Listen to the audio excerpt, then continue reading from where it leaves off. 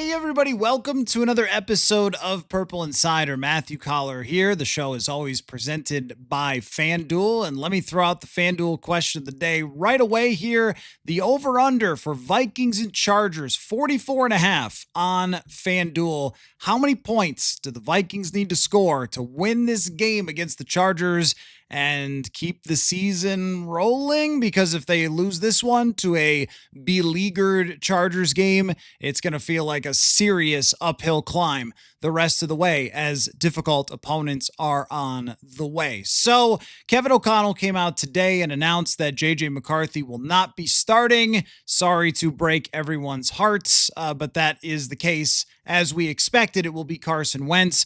And I'll give you the O'Connell announcement because he went into a little bit more detail than just saying, hey, it's Carson Wentz. So here's what O'Connell said. We did put JJ McCarthy through an on-field workout just to see if he had a chance to make it this week.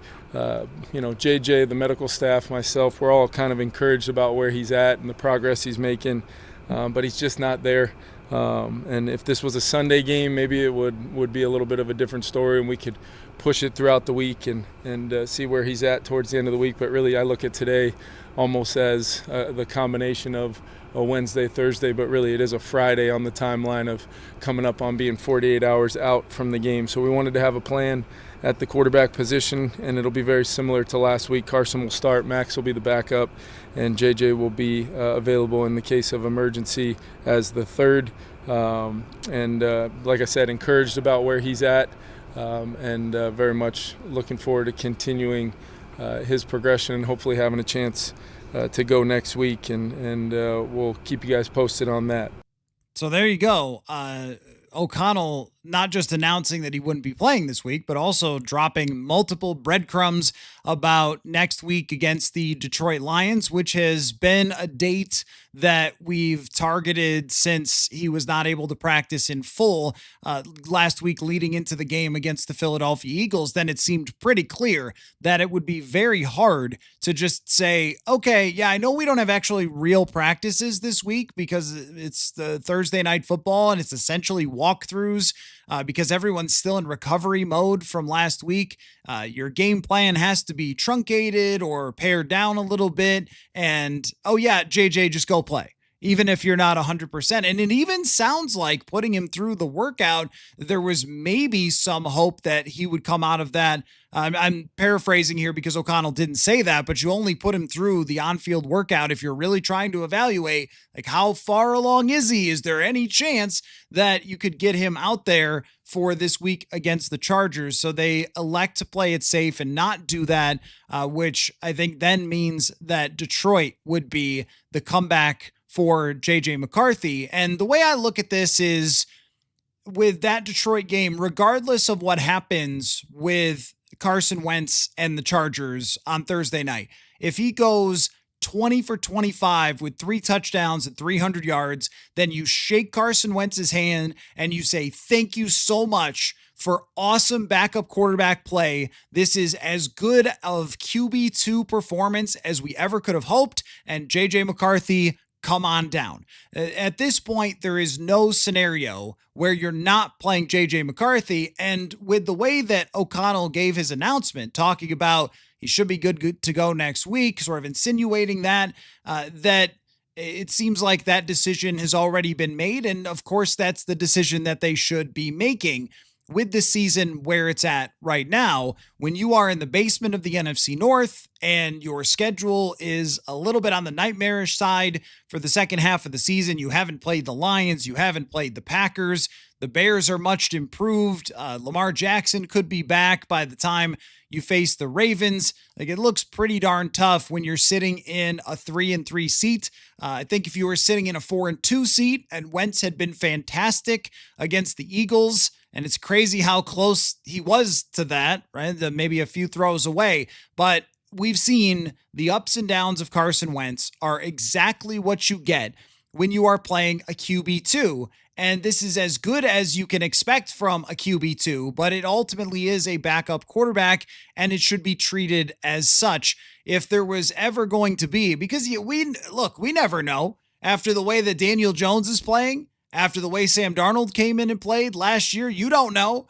And if Wentz had just taken off and been the 2017 Wentz and whoa, he's made them a Super Bowl contender, then maybe the story would be a lot different. Maybe the story would be, hey, the locker room is, buying into Wentz and they got to keep going with the guy who keeps winning games until the wheels come off. That's just not the case.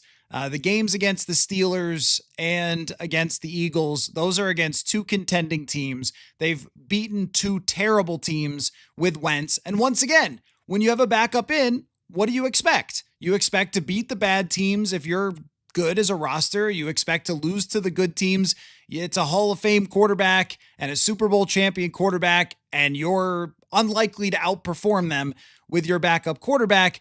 All that is how you would expect this to play out. Just sometimes the way that it has, or the way that O'Connell and Addison and Jefferson have pumped up quarterbacks in the past, you did wonder, could this be different than what you would usually think for a QB2? It has not been different. So for Carson Wentz, win this game against the Chargers, whose defense has been horrific over the last couple of weeks. And if you missed my conversation with Daniel Popper, make sure you check that out. Covers the Chargers. Tomorrow we'll have a hardcore breakdown with Stephen Hagland, who also covers the Chargers and has a great podcast. But I'll give you the spoiler alert right now. Their defense has been not good.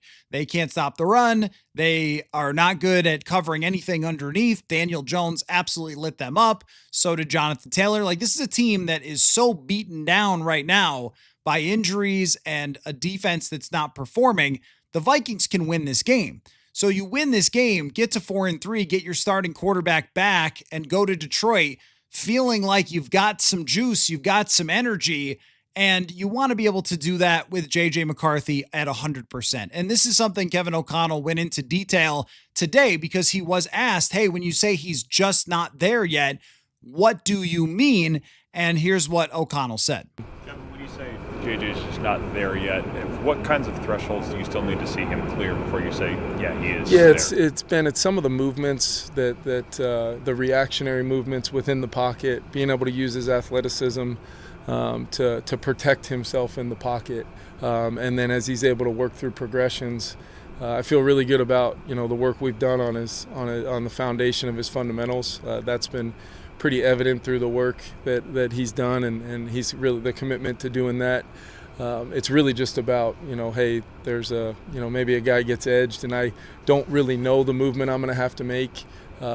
That's where, he still feels it. And if he doesn't have the ability to do that pain-free, we obviously risk setting him back, which would be very, very unfortunate with the time lost already.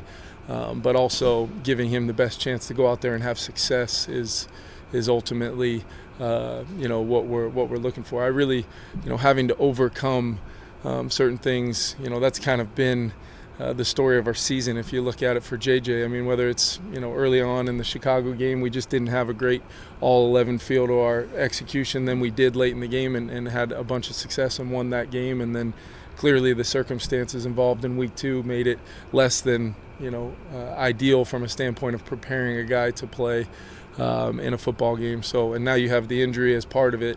No, it's not going to need to be something where he's 130%, or we're being, in a situation where we're waiting for this metric that, quite honestly, with this kind of injury, he's got to work through some of that here late in the rehab stages, but it's about his effectiveness and his ability to go out and do his job for 60 minutes without having any setbacks or making his job more difficult than it has to be.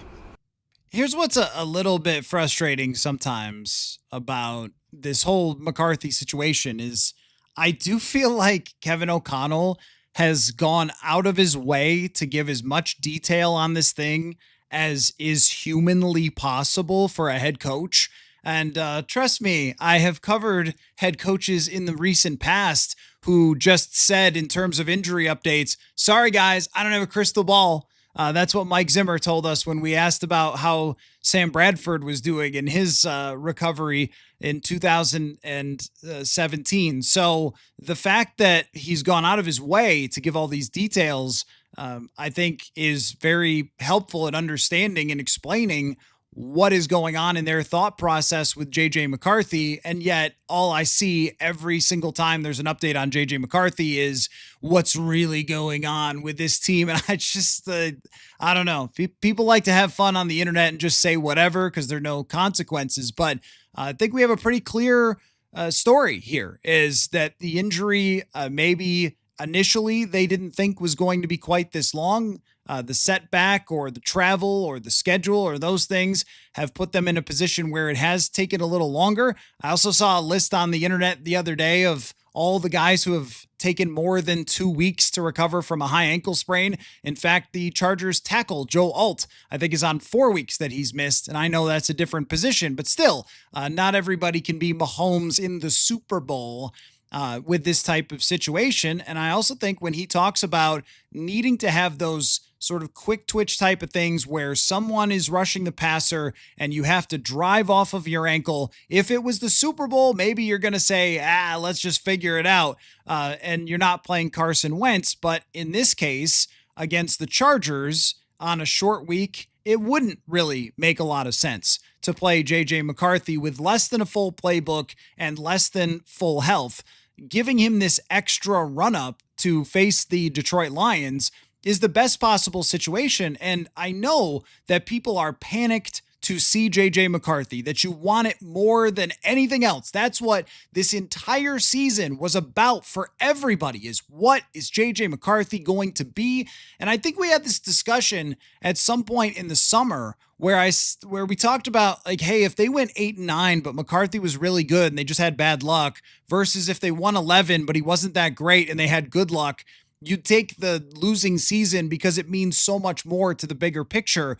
That's what from day one of training camp this season has been about for the Vikings, was if JJ McCarthy can be good for them, then they can seriously compete this year with their roster. That hasn't quite come to fruition with the whole roster, the injuries, the way certain guys have performed. So then you get to sort of phase 2 of that, which is, well, how good can he be? Can he get them into the playoff race? Can he go above 500 with a tough schedule the rest of the way and show that he can be this guy? And that's why even the Sam Darnold conversation remains premature. And it's also hard to keep perspective because we've been watching this team really closely for so long. It's hard to keep perspective on they have 11 games left and 10 could be with JJ McCarthy.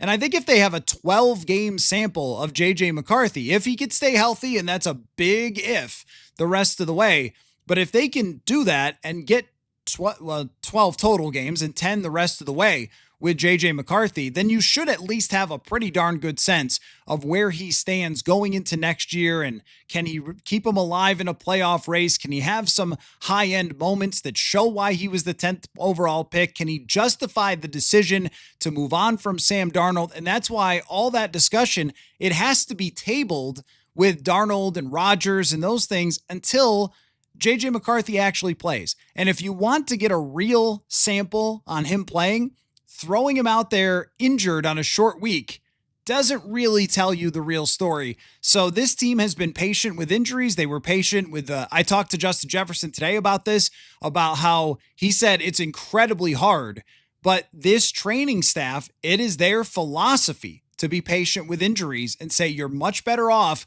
waiting one more week and not getting re-injured than if you remember Adam Thielen 2019 being pushed out there and then re-injuring his hamstring, and then he's hurt for the rest of the year. They did that maybe too many times at times in the past where guys went back out there not 100% or not close enough to be able to play, and then you get setbacks, re-injuries, and you don't get the performance that you're expecting. So that is how this franchise has done it since Tyler Williams got here.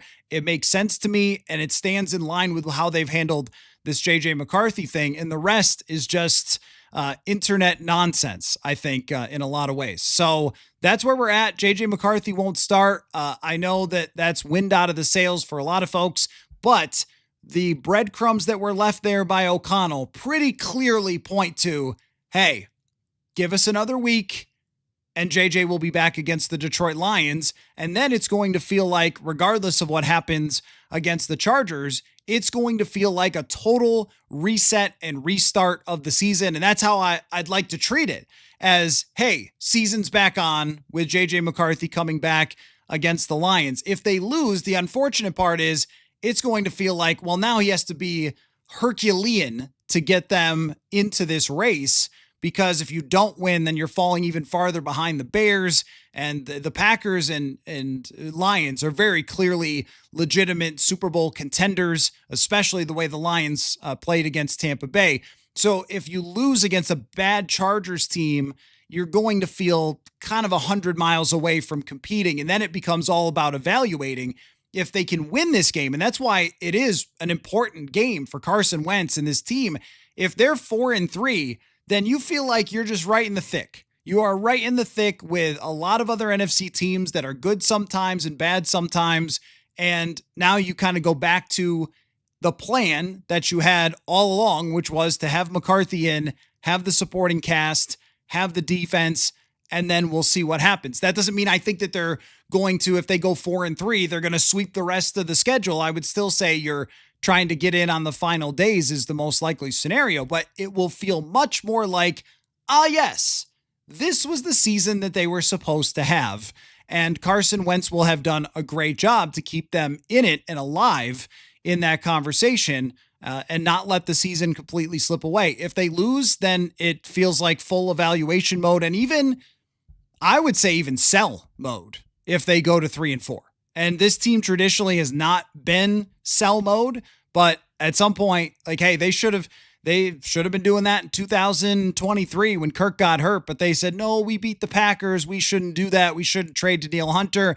Well, in this case, if they go to 3-4, then you have to seriously consider who you are moving off of the roster. So let me get to your questions, your thoughts, your comments. Reminder about that FanDuel question of the day, which is the over-under for this game is 44.5 on FanDuel. How many points do the Vikings need from Carson Wentz to win this game? And you are allowed to subtract pick sixes if those happen as well. But I don't think the Chargers have quite the defense of what they saw talent-wise last week against the Philadelphia Eagles. But I've got plenty of space this evening to chat questions, thoughts, comments, and reactions to JJ McCarthy not starting this week, but enough was said there to make me think, all right, the plan is for him to return against the Detroit Lions so you can see light at the end of this tunnel. So let's start out with Digital Plains Media says, Vikings fans have to get real. It's one more week of Wentz, and then it's JJ McCarthy.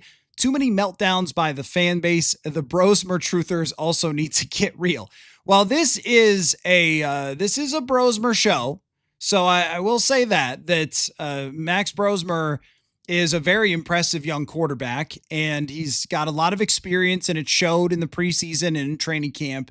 And I think that next year you're talking about Max Brosmer is probably QB2, that he should be the guy for next year as far as a backup quarterback goes. And maybe if you're having a competition, then, you're going to have somebody else in there. That's way too far down the road for me to see. But let's just say that JJ McCarthy plays well next year, then I think it probably is McCarthy is the starter and then a backup competition between Brosmer and whoever else, journeyman veteran backup quarterback, wants to come in. But he really has showed a lot. And every time somebody talks about Max Brosmer, coaching staff, teammate, they've been so impressed with him behind the scenes. But I think talking about starting him in a game like this when he's never played before would be excessive versus a guy in Carson Wentz who can clearly win you some football games and can clearly, throw for 300 yards and give you a chance to win. He's not a starter at this point in his career, and that's why he is a backup quarterback on the Minnesota Vikings. It's become very clear that he is still a backup. But he's also got 100 games under his belt of playing in the NFL. And this is where that saying about, hey, the most popular guy is the backup quarterback. Well, in this situation, that's where it applies. Is that, everybody wants to see the younger guy because they realize the flaws. But it's kind of like Quinn Ewers coming in for Tua in Miami and like, oh, well, just put in somebody else. I'm tired of watching this. And it doesn't always have the expected impact that you would think it would. I think it's much better for Brosmer to continue to develop and be ready for next year. And if he's got to play, then, he's got to play, which I think he can come in and do the job. But I don't know if you're talking about it being a good idea in a game that feels like you got to win to keep the season rolling. So ML Vikes fan says 50-year-old Vikes fan in that spirit would like to see Purple Purdy Brosmer. Well, right. That's the thing is that, look, Brock Purdy did it. Kurt Warner did it. Tom Brady did it. I don't know that there's a lot of other examples. Putting that on Max Brosmer, hey, if Brock Purdy can do it, why not you? That to me is a little much. Even if he's looked good, Carson Wentz is still going to be your best chance to win. It's just that everyone hates the guy who they already know his flaws because they've seen it. So if you haven't played yet, it's just play the other guy. I'll tell you a story. When I was in Buffalo, the Bills had so many injuries one year. They ended up playing a guy named Jeff Toole, who had gone to Washington State. And Jeff Toole threw this great touchdown to Marquise Goodwin down the sideline. It was a great play. Goodwin blew away the corner, 40, 50-yard touchdown. It was amazing. And then he threw a pick six, of course, at the goal line, 99-yard or 100-yard pick six that lost the game. But for the longest time, we would get phone calls at the radio station of people wanting to play Jeff Toole. He was QB4, undrafted free agent, no real physical tools. A hardworking guy, but just not NFL caliber yet. So when they eventually cut him, we said pour one out for Jeff Toole guy, because there was always that. So it is the case that fans always want to see the player that they don't know yet. But I think with Brosmer, you're going to have to probably give him a lot more time than you want to, because you just don't want to watch Carson Wentz anymore. And that's what it's really felt like after the Philly game. Is there's just an antsiness of, hey, can you move on? Can you get back to the thread here of what this season was supposed to be? And I thought if anything came out of KOC's press conference today, it was that. It was it walked up to the line of being an acknowledgement of, yeah, guys, JJ is going to come back and he's going to be the starting quarterback. We didn't find, a diamond in the rough here in Carson Wentz. He's fine for a backup, but McCarthy's our guy, and they're going to go forward with him. So Digital Plains Media, check out Herbert's stat line. Last time he played, B-Flow, 40 for 47 for 405 yards, 3 touchdowns. Would remind you, one of the touchdowns bounced off someone's face. But yeah, no, that was an interesting strategy for them, was just get the ball out of Herbert's hands as fast as possible. And I imagine that we're going to see the same thing, because their offensive line is so banged up that it's going to be as fast as possible to Quentin Johnston, who can run after catch, to Ladd McConkey, who's a really good short area route runner, to Vikings murderer Keenan Allen. Keenan Allen has just been so good against this team every single time he plays them. Even with the Bears, he caught balls and was wide open. Caleb missed him a few times, but he was open all day. They've got guys that can do that. And this group, in terms of a secondary, has not been impressive this year as they were last year. The pass rush has gotten a lot of pressures, but hasn't gotten a lot of sacks. So they're going to have to do that. Herbert's good at getting rid of it at the very last second. That's going to be a factor as well. But this should be a game where they get turnovers, and they have not gotten turnovers. And I think it was maybe Will Raggets had the stat that they haven't gone, was it 3 or 4 straight games without a turnover, ever in franchise history. And that's another thing that has been really surprising about this. But if you're never in positions where the other team has to take risks, it's hard to get turnovers. When you have Jordan Love playing from way behind in 2 games last year, he'll probably throw you a pick. But if you have Jalen Hurts playing from way ahead the entire game, or Aaron Rodgers, what incentive do they have to take any risks? They might throw it, 30 yards down the field, taking shots, but that's not really a risk when you're talking about, maybe turning the ball over 40 yards down the field or something. So they didn't have to throw a lot. And when you throw a lot from behind, that's where you get big mistakes.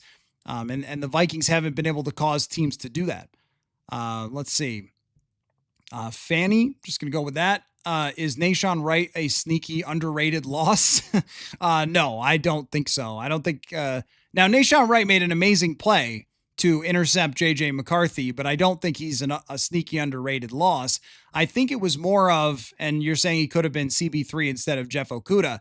I think that it was underrated that they just did not address that position with a more proven player. So then when you were looking at the cornerback group, it initially looked like they had depth, but Mekhi Blackmon ends up being traded, which was a huge surprise. And when we look at Blackman's performance, he's been an average player for the Indianapolis Colts, maybe a little bit below average. And he's been below average in coverage, does have 2 interceptions, but he's been a little below average overall in coverage by the numbers.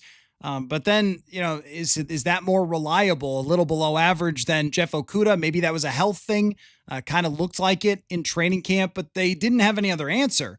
And the only corner that they went and got was Fabian Moreau, who's been around in the league. And it's, not like there's a million great corners available, but only going and getting Fabian Moreau was surprising and leaving it to Jeff Okudah. And then when they do have to play 3 corners, and that's what the Chargers are going to do.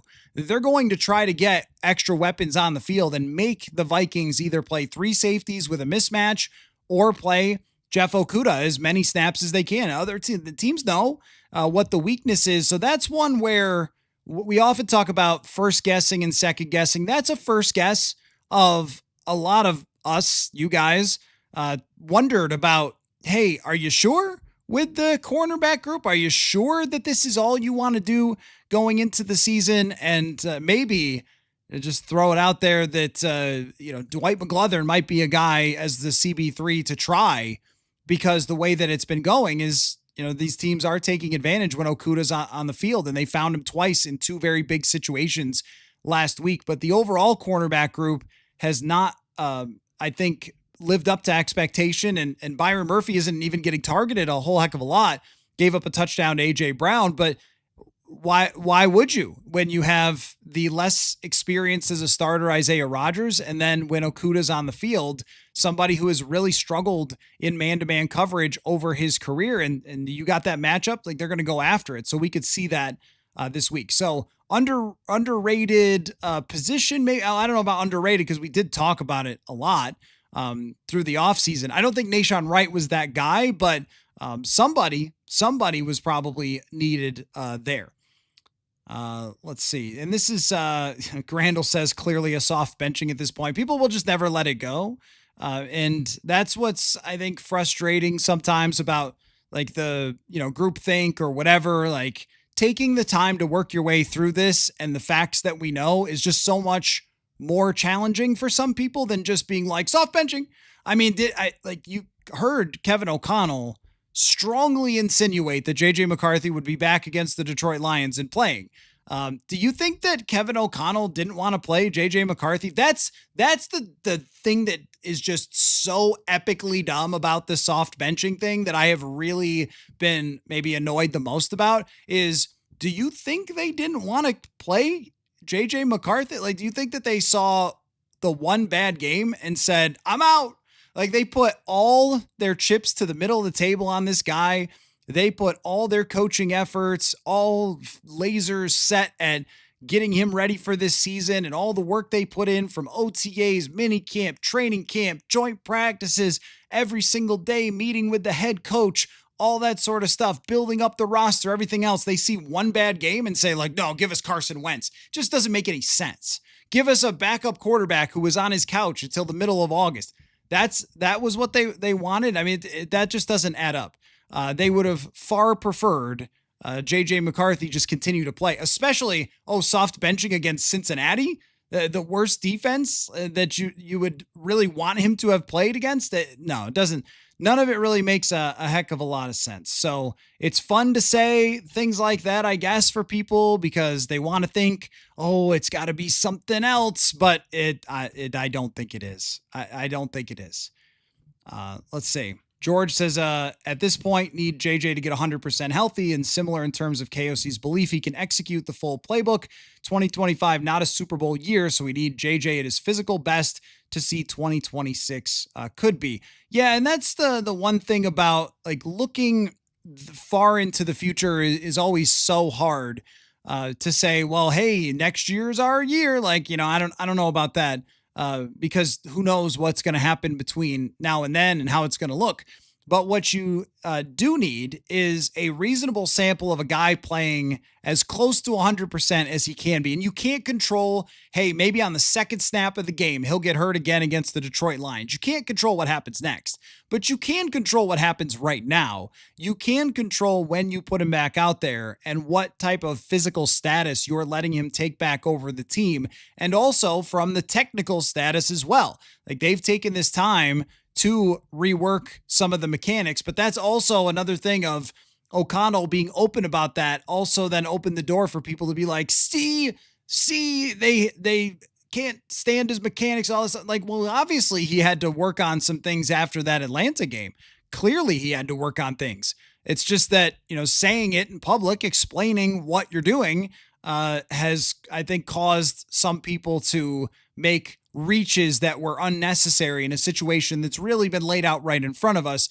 It matters that they went to Dublin. It matters that they're playing on Thursday night. You heard him say it. If it was Sunday, he'd be starting, basically, is what Kevin O'Connell said.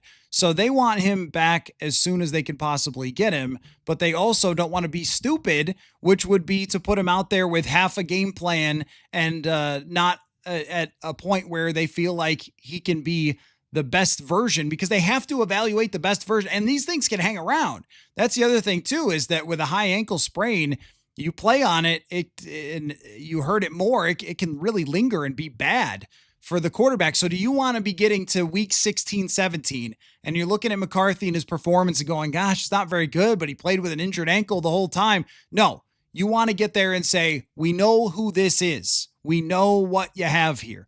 That's so much more important, I think, is to know what you have here.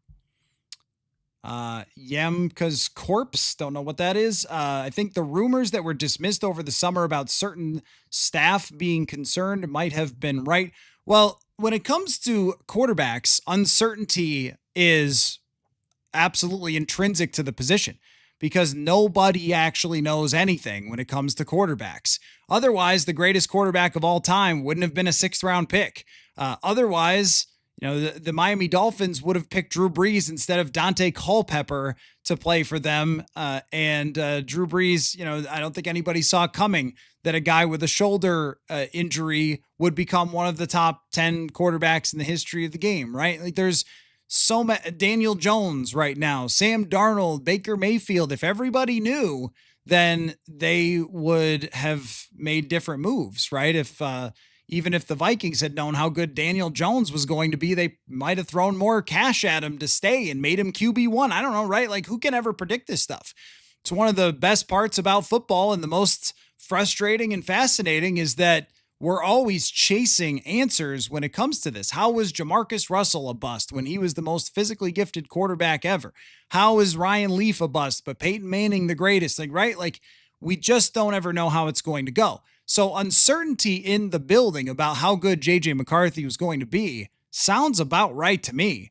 I mean, sure, there was, but there was also enough belief that they could not franchise tag Darnold and not bring in Aaron Rodgers. So there's also proof in the decision that, well, you're saying, well, some people were worried. Yeah, why wouldn't they be?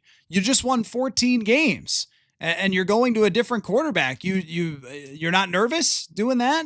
But in terms of how they actually felt about McCarthy, well, he's here, right? And they made that decision, right? So you can't say, well, it was obvious that they never believed in him. They believed in him enough to make the decision. So it's one of those, it's very hindsighty, I think, to be like, oh, well, he's only played 2 games. It wasn't that great. So clearly everyone was right who had concerns. We don't have anywhere close to enough sample size to start evaluating what JJ McCarthy really is. And I'll go back to right after the Falcons game. As bad as it was, I remember saying, like, I still think they're going to win a lot of games because of how quarterbacks that are this young have these games, and they need them to turn a corner. And I still think the team has a lot of talent.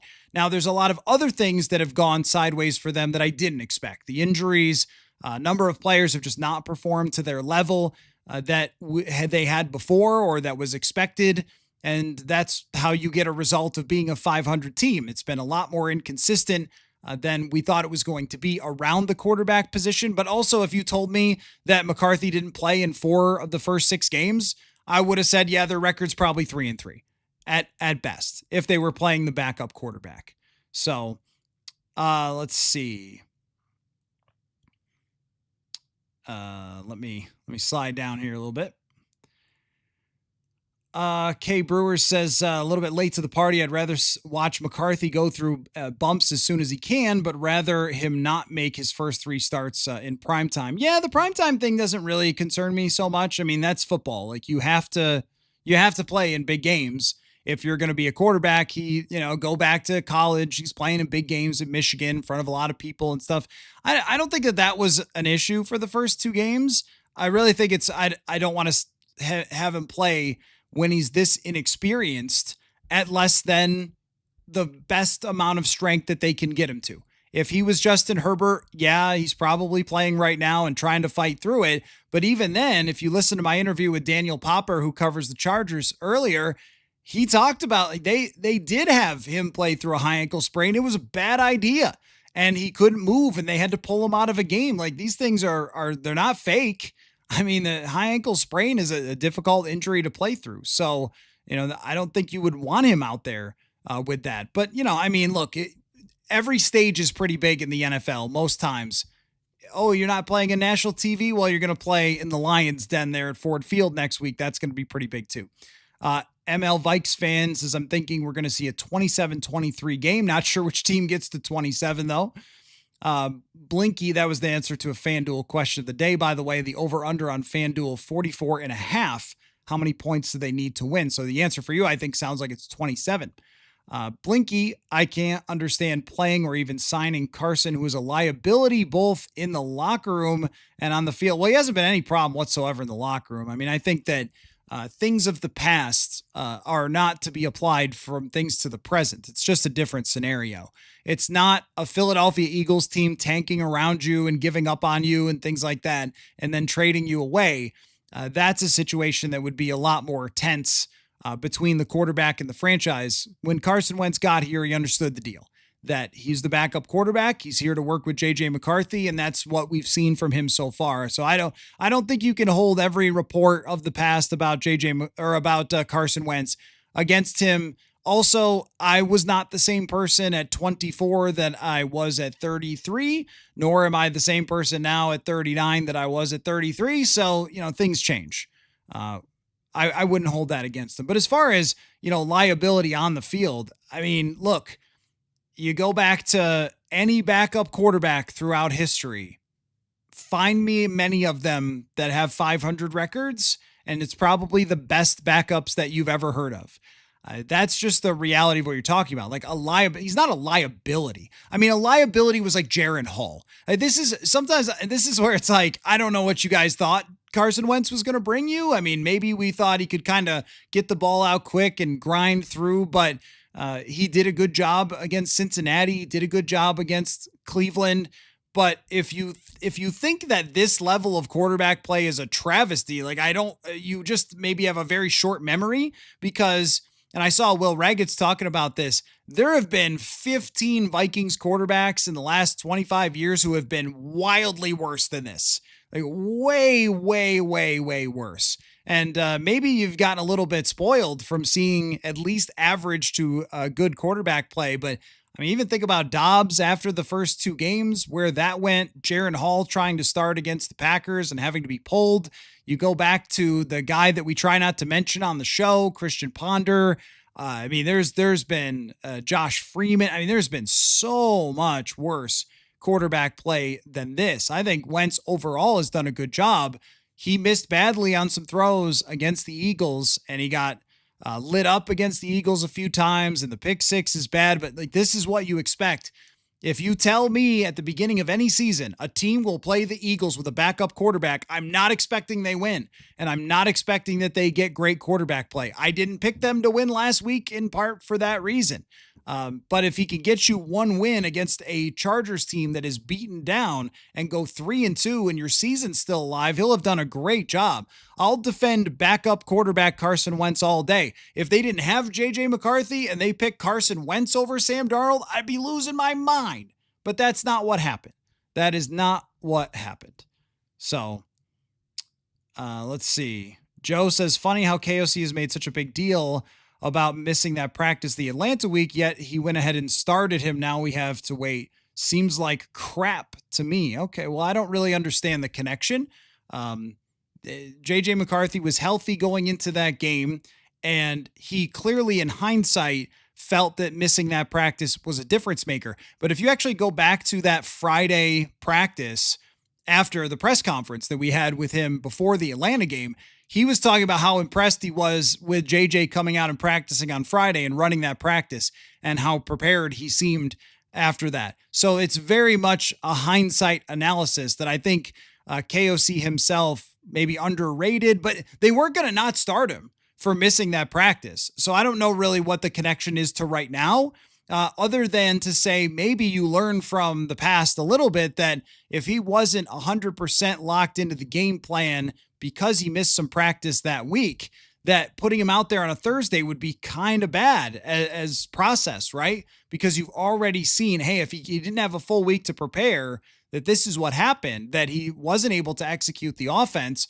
Well, why would you throw him out on a short week where he hasn't been able to practice in full? That wouldn't make much of a sense. I also do think that O'Connell has overly hammered home that point about him missing the practice every single time that he's talked about it. Every single time he's talked about it, he's brought that up.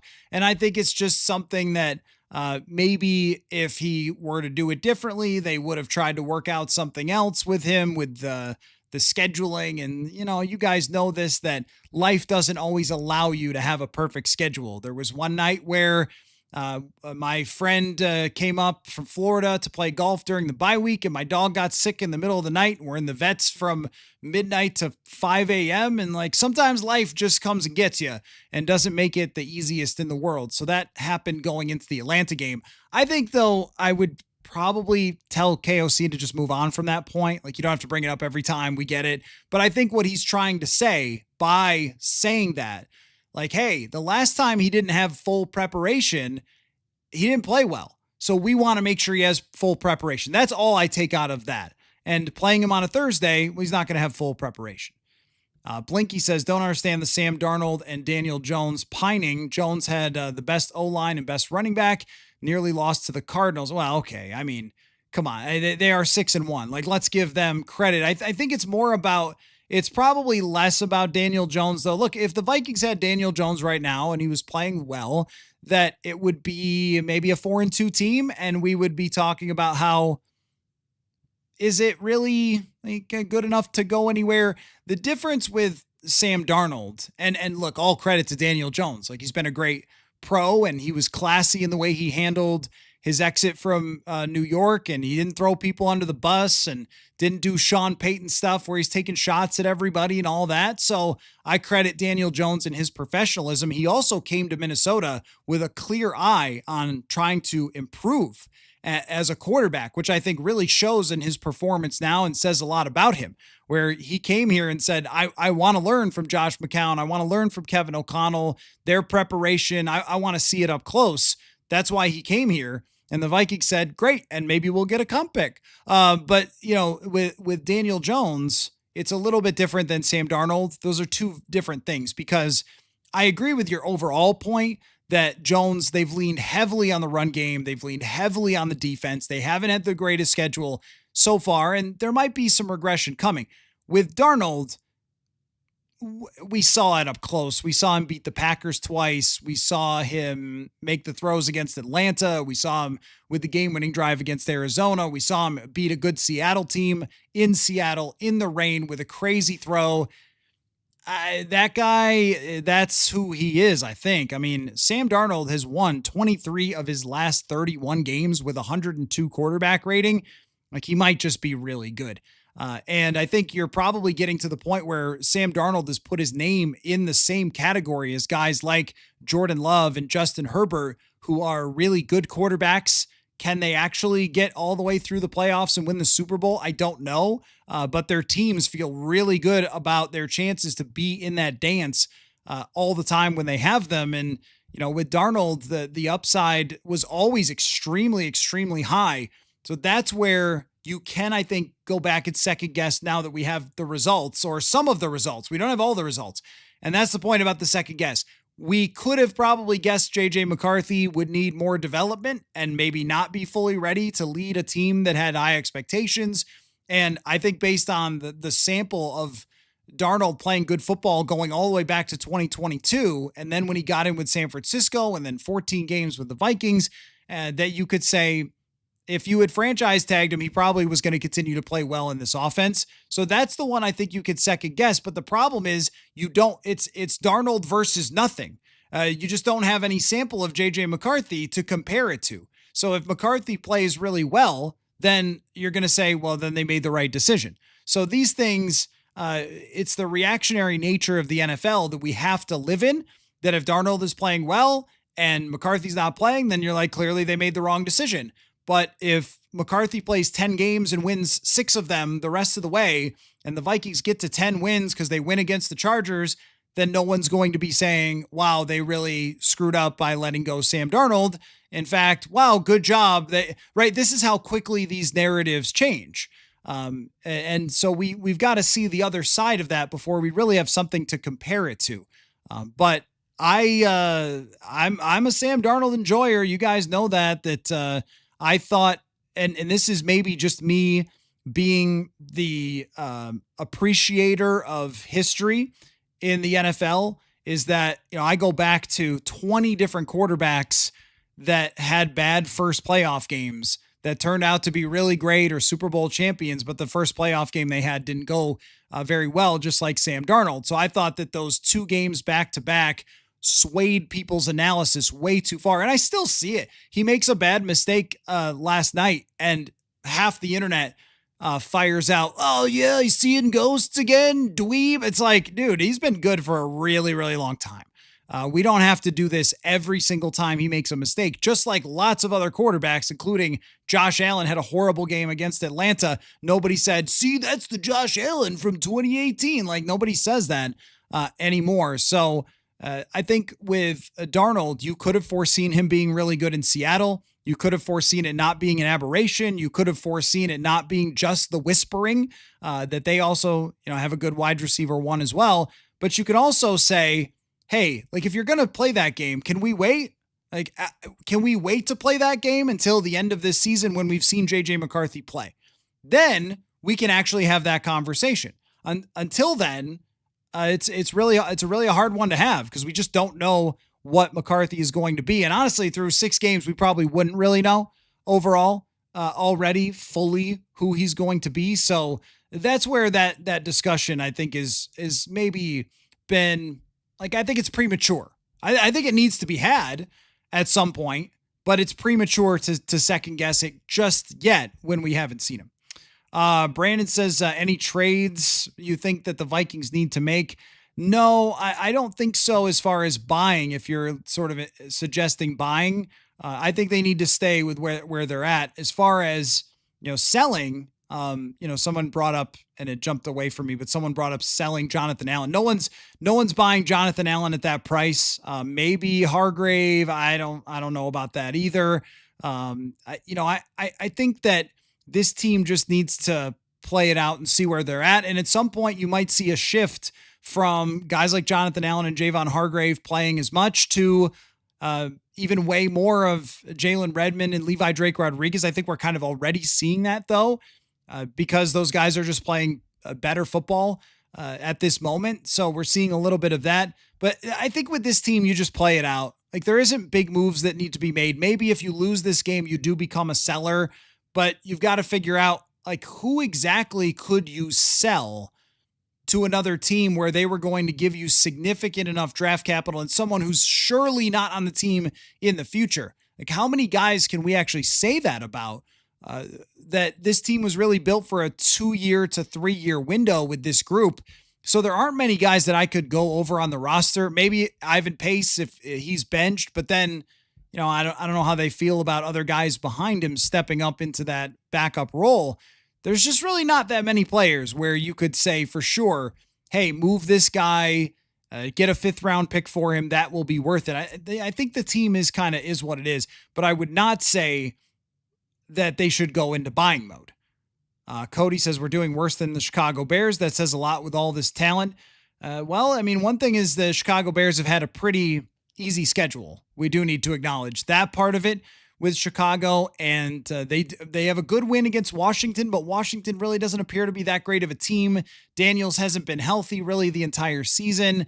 So they've gotten away with, and also they gave away that game by just dropping the ball. The Raiders gave Chicago a game by getting a kick blocked at the end of it. Circumstances have played into Chicago's record a lot. Not saying they don't deserve it. But this Vikings team also having to play the backup quarterback, it is a lot of disappointment in certain areas of, hey, this guy got hurt, Ryan Kelly or Aaron Jones, and they spent money there, and was Allen really worth it? And was Hargrave really worth it and all that? But then if we kind of pull back and go, well, they've been playing a backup quarterback for 4 out of the 6 games, well, then you'd expect to probably be about 500. So it does feel like a lot of the pieces have disappointed.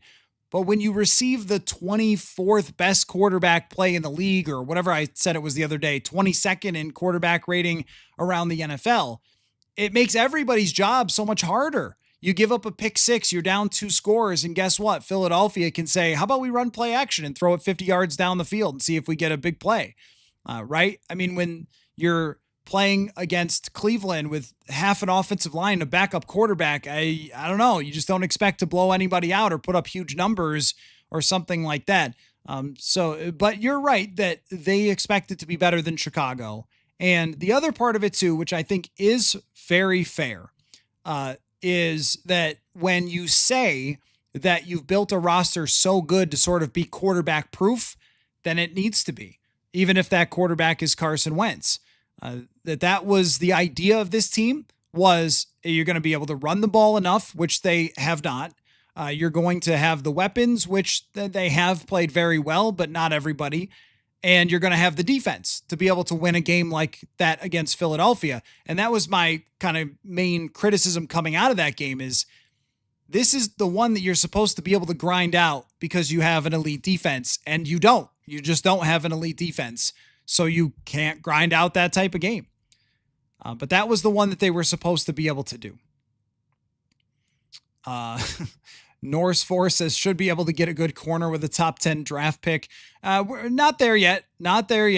And I refuse to start talking about the draft for a really long time, because we'll have plenty of time to talk about that later on. LDR Believer says FanDuel answer either 17 points or 38 points. Feels like Thursday night games in general only have those 2 options. Yeah, I totally agree with you there. This to me is one where you likely will need to score, and you probably can against this Chargers team. You can't go 1 for 6 in the red zone, but the way they moved the ball against Philadelphia with this offensive line, where 4 out of the 5 players on the offensive line had good games in terms of pass protection.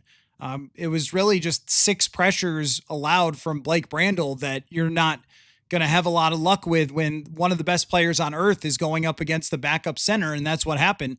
And KOC was a little bit cagey when it came to who's playing center for this week. That's not what you want either, is bouncing back and forth between, is it this guy? Is it that guy? Like, that's not ideal when you're talking about a young quarterback or a backup quarterback. They need to kind of just say, hey, it's Brandel. It is what it is, or it's Juergens, and just stick with that and not kind of go week to week. Also, he got banged for a holding call that wasn't even remotely a holding call, which is not fair to Blake Brandel either. The way that this team is right now, with the backup quarterback and a backup center, the fact that they could move the ball as well as they did against Philadelphia, I think still says that there's versions of this thing that they expect it to be that they can be, but you probably are going to need a much better defensive performance than they've gotten so far this year in the 2 games they've played good quarterbacks. So that would actually be my biggest concern, is not that, well, the offense has been very inconsistent with a backup QB. Yeah, well, that's life. But that the 2 times they've played reasonably decent quarterbacks, they have just been throttled. Aaron Rodgers, I mean, they couldn't buy an incompletion from Rodgers. They couldn't buy an incompletion from Hurts. That's not what we expected from this defense. Let's see.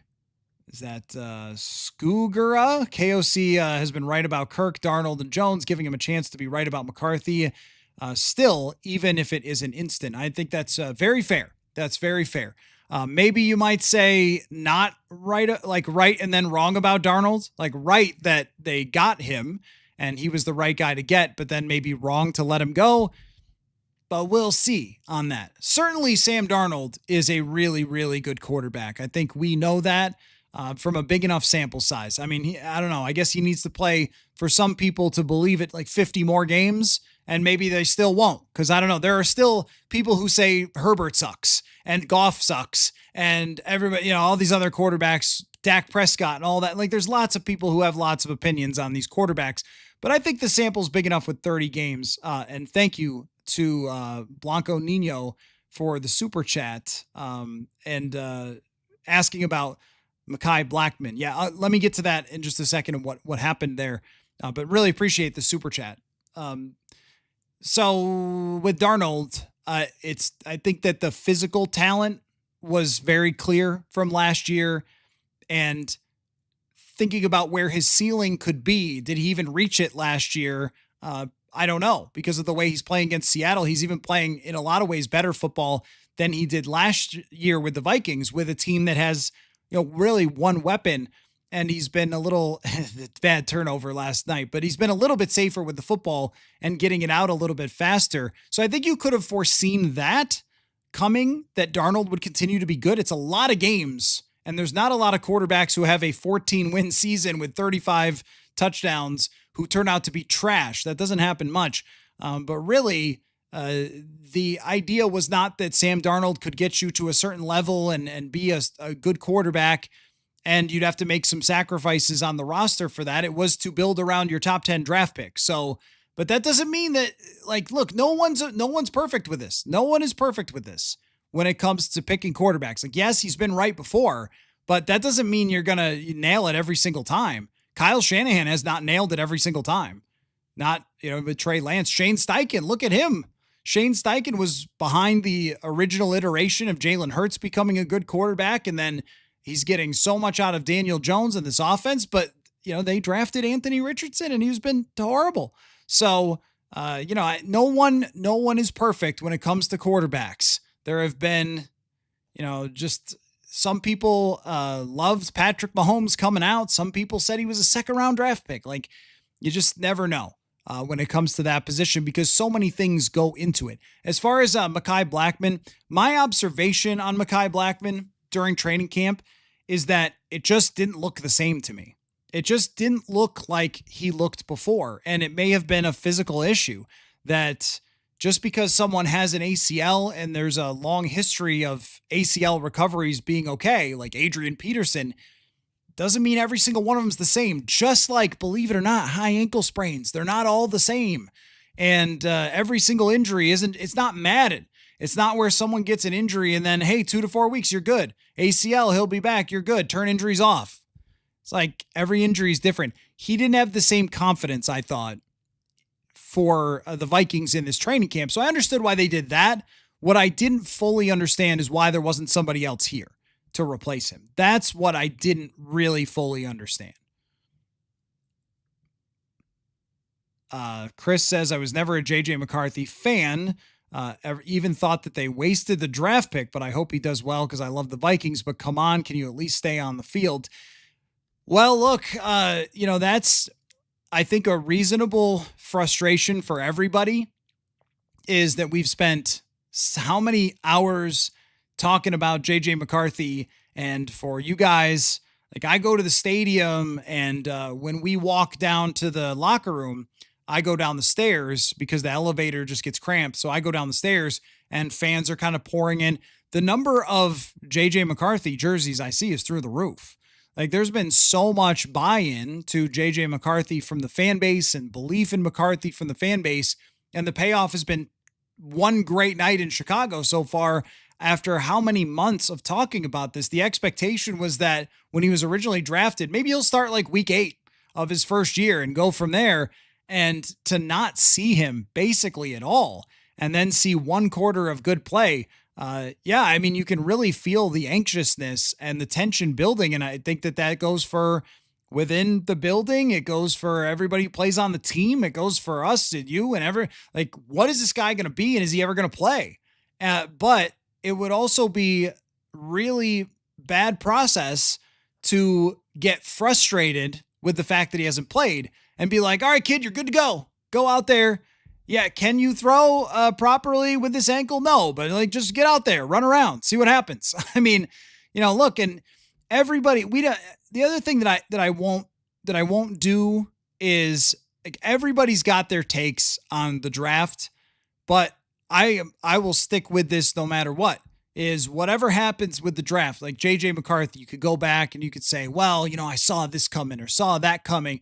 And I've already seen a lot of that from fans. And I had my questions and concerns about every quarterback that was in the 2024 draft class.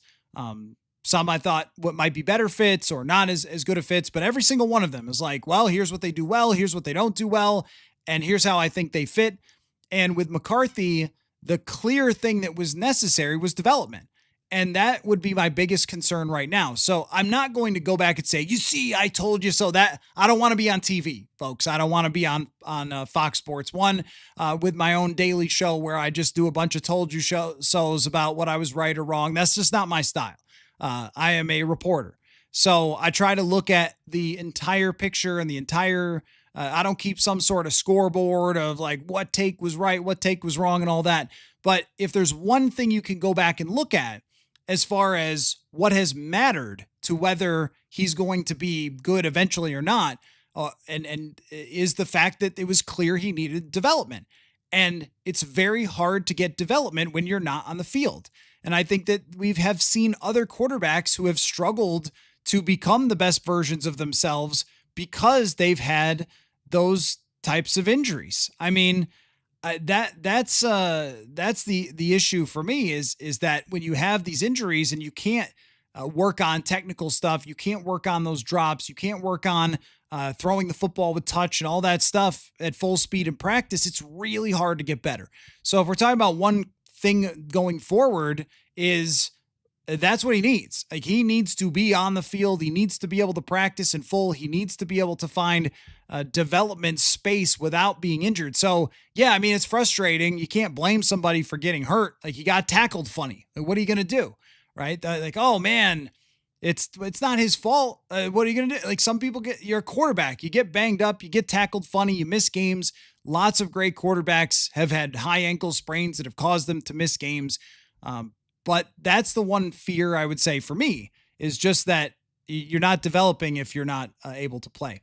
Reminder about that FanDuel question of the day, over under for this game, 44.5. How many points does the Viking offense need to win this game against the Chargers? Lore says, since they've been winning and losing every other game, that will continue the next couple of games, which means they'll beat the Chargers, lose to the Lions.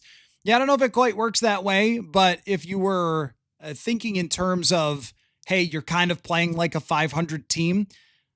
If this season ends up playing out that way and they end up being kind of like a 500 team where it's a little bit of good and a little bit of bad.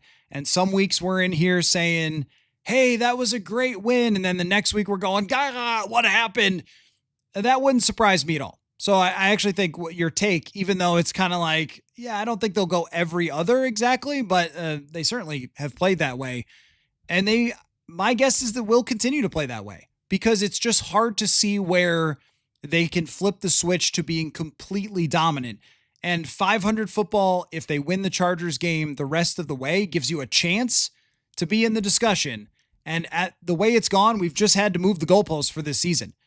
I went into the season saying you better win. And trust me, if they come out of this with a 7-win record, that is a complete failure on so many different levels. But there are different ways to get to 8 or 9 wins. If you get to 9 and you miss it because of tiebreakers, okay, you came out with a winning record. But if it means McCarthy played well, I'm much less apt to start saying, hey, everybody is under the gun here or something like that. I'm much more likely to say, all right, yeah, these things went wrong and they made bad bets here or there, but the bigger picture is that they can fix some of those things, but McCarthy's going to be okay. Like, that's where you need to come out of it for this season. But 7 wins, not going to be enough. But I think you're right, though, about them being a 500 team. Sorry for the earlier Christian Ponder mention. I do apologize. Up North says Spurgeon Wynn was the worst quarterback I've ever seen. Hey, that's my point about Carson Wentz. They're like, man, you should feel lucky to have Carson Wentz play this way. And I get where some of you are saying, hey, Wentz is banged up, then you should play Brosmer. But Carson Wentz is playing, banged up is the way to put it. But I wouldn't say that these injuries should keep him from being able to play.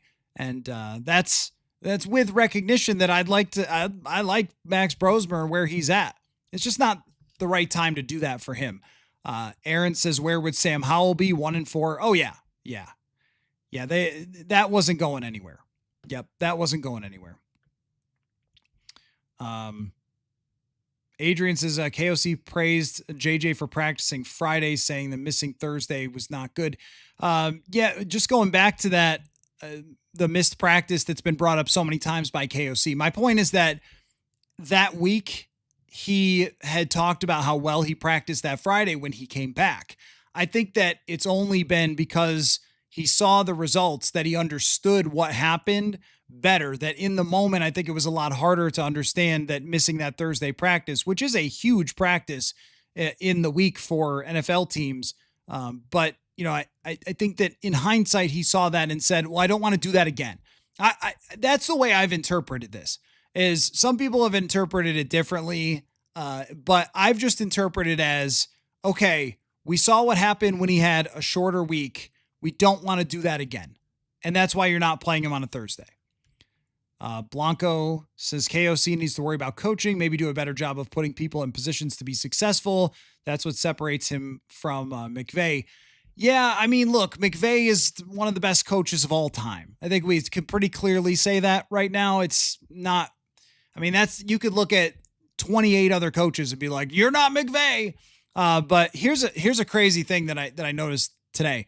When I was looking at a chart, the internet's got a lot of these, of expected points added when Carson Wentz has been in versus his PFF grade.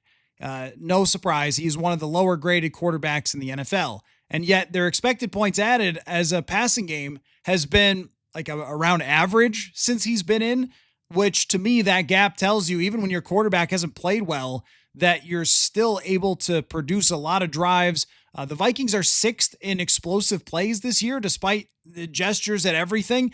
Like, I think they put a lot of people in a lot of good positions to succeed. I really do. I mean, you can't tell me that Justin Jefferson and Jordan Addison haven't been put in a great position to succeed from Kevin O'Connell. You can't tell me that Sam Darnold wasn't, or Kirk Cousins wasn't, or even JJ McCarthy, in that fourth quarter against Chicago. But then what always happens is when I don't like the results, I just say the coach did it wrong. I've seen a lot of this. We talked about a little last night about, well, he should have run a lot more against Philly. Their running game was terrible against Philly, 3.8 yards per carry. The EPA wasn't good at all. I saw that from Sumer Sports today. They were moving the ball through the air with the quarterback. Now, if you're saying 2nd and 1 specifically, this is always my rule, right? If you're going to complain about when you just make a broad statement of, well, he just doesn't put people in a position to succeed. Well, who do you mean? Like, we got to be specific here. That 2nd and 1, run the ball 3 times, my dude. Run the ball 3 freaking times. Don't put it in Carson Wentz's hands. That's why you got Jordan Mason. I'm sure that he might respond with, did you see the way that Jalen Carter was playing? Did it look like you could just run past him? Right? I don't think so. I don't think that you could just run up the middle, but still, like, yes, they should have run the ball there. that's specifically that situation. But the way they were throwing it and moving it through the entire game, it made sense to continue to throw the ball the way that they did. So all these things are kind of game to game specific, bigger picture. Like you got to kind of show your work of what is it specifically that we're talking about? Because I think that if they could get a 3-2 record with a backup quarterback in, that's about as good as you could possibly do. That doesn't mean I think every call is right. Wow, what a flawless play caller. He's better than McVay. Like, I don't think that. I just feel like in this last game, the most obvious answer was that they moved the ball extremely well. They threw the ball to open receivers all day long. Jefferson gets 40 yards down the sideline. Addison's getting 30 yards down the sideline wide open. And Addison was open on every route that he ran. That they were succeeding in doing that. Finish a drive. Man, finish a drive. Like that's what they needed to do. I mean, they needed to catch a fade pass. They needed to not get a holding penalty, even though it wasn't really a hold. They needed to have Wentz make better throws and hit Hockenson in the numbers. There's a lot of things that happen there. So let's see. Rob says, remember when the Cardinals started 6-0 and missed the playoffs, the Darnold, Jones, and JJ stories might look different. Yeah, no, that's true. Seattle's a good team. I don't think they're going anywhere. I could see Indianapolis maybe drifting back a little bit, but I think with the amount of talent that they've put around Daniel Jones, it probably can protect him enough. That's more of a Case Keenum situation, I think. And Jonathan Taylor is the real freaking deal. That guy is unbelievable. And he has been forever. So that I don't think that those teams are going to fall off quite that way. But your point, Rob, is that there's a long way to go here. There is a very long way to go here before we decide, hey, you should have done this, you should have done that with the quarterback situation. But I am not shocked that Sam Darnold's good. And if I recall, and maybe I'm being the Fox guy, I recall saying that maybe it wasn't the craziest thing of all time to let JJ McCarthy develop for another year behind Darnold. But that is, it's not to be determined yet. It is truly not to be determined how to make that comparison. We need another 10 starts from JJ McCarthy to at least have a sense for it. War Eagle says, I'm not a quarterback whisperer, but if you look at how JJ played in college and his physical style, that doesn't translate to the NFL starter. Research similar quarterbacks to JJ busted 11 and 3 did not. Well, I mean, I'm not sure. I mean, that seems a little arbitrary so let me like back you and also disagree with you in some way. Like similar quarterbacks, like in what way? So it seems very arbitrary to just say, well, like this guy was like him. Now, here's my research on that was I looked up all the quarterbacks who threw less than 1,000 passes. I think maybe I cut it off at 800 because he had 717. And the commonality there was not that they all busted. Some did, some didn't. Like Mitch Trubisky didn't work out. Alex Smith did. And if you tell me Alex Smith didn't work out, go look at his career a little bit closer. That guy won a lot of football games and came very close many times. It's just that he kind of got known for not being an aggressive quarterback. So, of course, people just decided, because the world has to just be sucks or great. Like, those are the only two options. But I tend to think it's more complex than that. So, anyway, the point is that, Alex Smith, Ryan Tannehill, these were quarterbacks that ultimately worked out and won a lot of football games that didn't throw many passes in college. But they did so after years of development or under the right circumstances. And that's where JJ McCarthy needs a lot of development fast, but he also needs the right circumstance, which I think he has. And that's where some of those quarterbacks who had less passes did work out. And I think that's the bet that they were making here.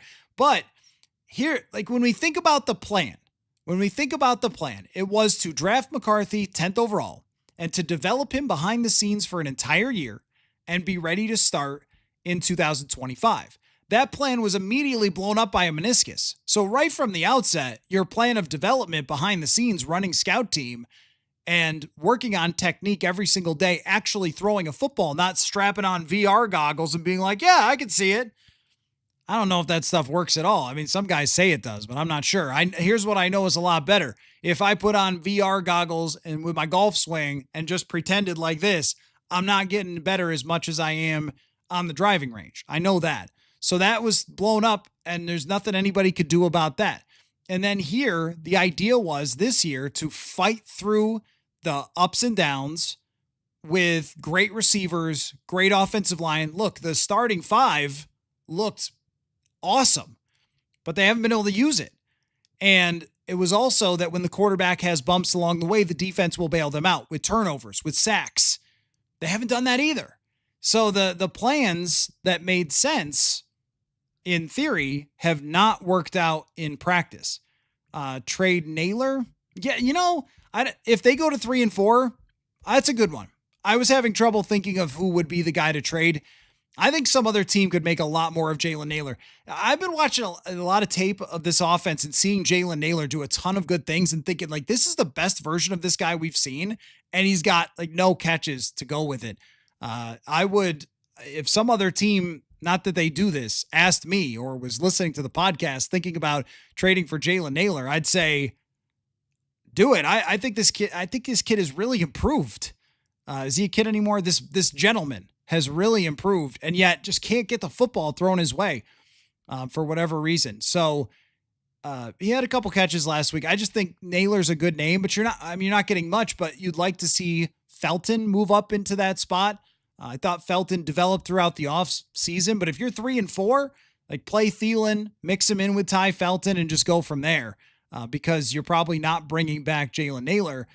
Although the thing that you have to work through, and I know, you guys make fun of me for this, but what you have to work through is if someone pays Jalen Naylor a significant amount of money, you get the comp pick. So you've got to do better than the comp pick, that kind of thing.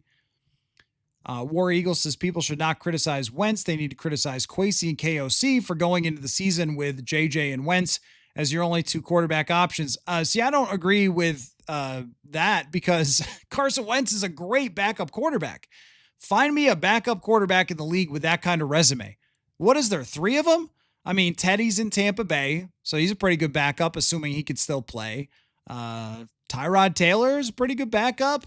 How many backups in the league can do this? Not that many. I mean, I'm not saying he's been marvelous, but just like win games and have a resume like this and going into the season with the guy you drafted 10th overall to be your franchise quarterback and who impressed you. I mean, it doesn't seem all that crazy.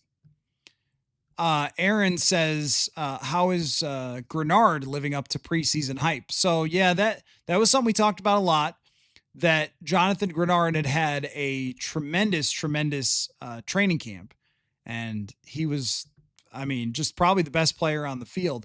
Kind of the crazy thing about Grenard. So right now, this ratio of his of pressures to sacks, he has 26 pressures, which is 17th in the league. That's one behind Myles Garrett. And it's tied with Brian Burns, and it's ahead of Max Crosby and Danielle Hunter. So that's who you're talking about there. And I can look for some more detail here, like pass rush win rate and things like that. But he's got the same number of pressures as numerous elite guys, just hasn't been able to finish it. And I think a major part of that is, pretty simply the fact that they've played some quarterbacks who have been able to escape. Grenard is 16th right now in pass rush win rate, which puts him right next to Joey Bosa. So 16th out of, let me see how many. 16th out of, I'm still scrolling, 116. So he's 16th out of 116 edge rushers in pass rush win rate. It should click. It should click for Jonathan Grenard. Like, yeah, he doesn't have the sack numbers, but this is why we use that advanced statistics. So we could be like a little sharper here. Now he's got to finish and he's got to make sack. Like if you get a gazillion pressures and no sacks, then look, it's not the same. Sacks are game-changing plays. But this means to me that Grenard is playing really well and is getting the pressure that Jalen Hurts is escaping and Aaron Rodgers getting the ball out quickly and that kind of thing. We may see that again from Justin Herbert, but I think as far as the process goes for him, he is winning as much as he was supposed to win. He just has to finish some of those plays. War Eagle, Kwesi likes to sign free agents who have injury issues. And guess what happens? They get injured. Davenport, Za'Darius. Za'Darius played the whole season. Cashman played the whole season last year, except for a couple games. Andrew Van Ginkel played the whole season. Now, I mean, that just feels like kind of, look, I like on some level, I get what you're saying. And I agree with, like, you need to have a backup plan for Ryan Kelly because he had been hurt so much. Now, he also had played like 700 snaps last year. So that's a bad break. I mean, Davenport was like a 1-year contract for no money. So I'm not sure we really throw that one in there. Aaron Jones played 17 games last year. It's pretty easy to go back and say it now. Cashman's been healthy and I think hasn't had this type of issue for years. Andrew Van Ginkel played the whole season last year, was a second-team All-Pro. So I think that worked out pretty well. But you're right. It is a thing that you're taking a risk on. And there's a range of outcomes with everything. And what they've done with players with injuries in the past is the range of outcomes, the high end is higher than if you just sign a bunch of average guys for reasonable money who have good health. Hey, you're a healthy guy at age 27, but you're a free agent because your team didn't really want you that much. So let's pay you. Okay, well, that's probably fine, but what's the high end of that? The high end of Ryan Kelly was that it was like all-pro caliber type of play or a Pro Bowl caliber type of play. We saw the high end of Van Ginkel. We've seen the high end of Cashman. But the low end is that they get hurt. I also think a lot of people can get hurt. Dilly with the huge super chat. I'm sorry, Dilly, that it took me so long to get to this. Thank you so much. I really appreciate that. And all of the support you guys give me. Really, really appreciate it. And, but just watching is enough. I try to answer as many questions as I can, but if you do want to throw in a super chat, I really, really, really appreciate that. So Dilly says, all for keeping Addison on the team. Don't think people realize how important it is when you have really good wide receiver number 2, but what would it be worth to trade Addison? So I've been mostly out on the idea of trading Addison because I agree with you that, like, just look at Sunday. I mean, the guy is extremely good as far as headaches go. I don't want to give him a free pass on anything, including whatever it was that happened in London. And it's as concerning as everybody thinks it is that there would be another strike against someone who already was suspended. I don't think he's a bad teammate, which matters to this entire equation. If they were trading him, you're asking for no less than at least 1 first-round pick, but probably more than that. First round plus. Even with his issues, receivers are so valuable. There's so many of them around the league who are coming up short. So many quarterbacks. I mean, look at Buffalo. I mean, if you can't trade him for anything less than you got for Stephon Diggs. I mean, Buffalo is just desperate. Like, they've drafted Keon Coleman. He's not any good. They're leaning on, Khalil Shakir, who's like a screen pass guy. Curtis Samuel, who just hasn't been really a great NFL player. I mean, yeah, there's a lot of desperate teams who could really use Jordan Addison. So you're starting with a first-round pick, but it's probably even more than that. Rach says, Darnold worked very hard for a long time to get better. He worked with Josh Allen's trainer. Is that Jordan Palmer? Is that his name? It was a matter of time before that hard work started to show. He's too talented. Yeah, I mean, the thing with Darnold, every box that you want to check, and I heard this just talking with people last night about in Seattle, how impressed they are with his professionalism, his work ethic, all those things. With Sam Darnold, like, you're just not, look, he didn't play well in 2 huge games. It was a massive disappointment. I was there. I spent a lot of my money to go to Glendale, Arizona to cover a terrible football game. But I couldn't have been more impressed with Sam Darnold and the way that he developed himself over the years. You talk about working with the quarterback trainer. You really have to develop yourself. And I thought that too much credit. Look, I mean, O'Connell deserved Coach of the Year. It was a phenomenal job. But sometimes people acted like, oh, O'Connell did it. Like, no, Darnold did it. Like, I mean, the offense was perfect for him and the receivers were perfect for him, but he made those throws. And I felt like last year so much attention went to, oh, it must just be the coach. That, like, let's not forget that this guy is supremely talented, as you said. I think he still has his flaws. Those flaws will probably still get him at some point. But it's been enjoyable to see how he's playing. That I don't think any Viking fan should ever have a bad word to say about Sam Darnold in the way that he handled himself last year, because the expectation for the team was super low and they ended up with a top 10 offense that gave them a chance to be in those big games. So, I think it does really speak to him and his personality of how much he's been able to improve his work ethic. Jay, what is your thoughts to win with Wentz on Thursday? It's a good question, Jay. So I think with in order to win on Thursday, we've talked a lot about, hey, sticking with the run and all that. The Chargers are terrible against the run. Absolutely terrible. They got steamrolled last week by the Colts. The other thing is with the Chargers, their linebackers are brutal. They're awful. They can't really pressure the quarterback, but they're really, really bad at the linebacker position.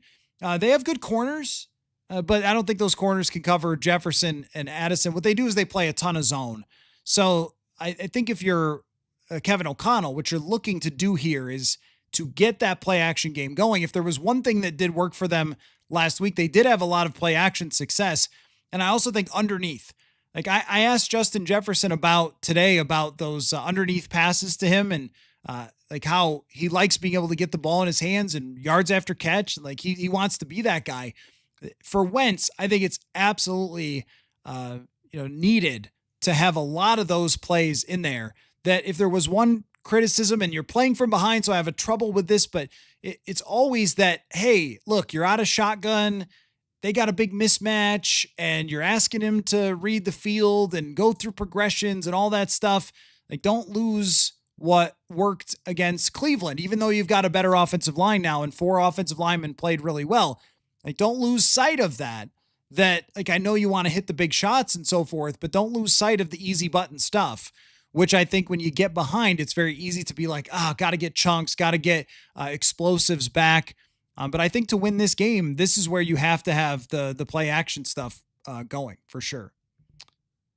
Really think that that's a big deal in this game because you saw them, they were chasing their tails against Indianapolis, just run around with the chickens with their heads cut off, trying to, go after their play actions.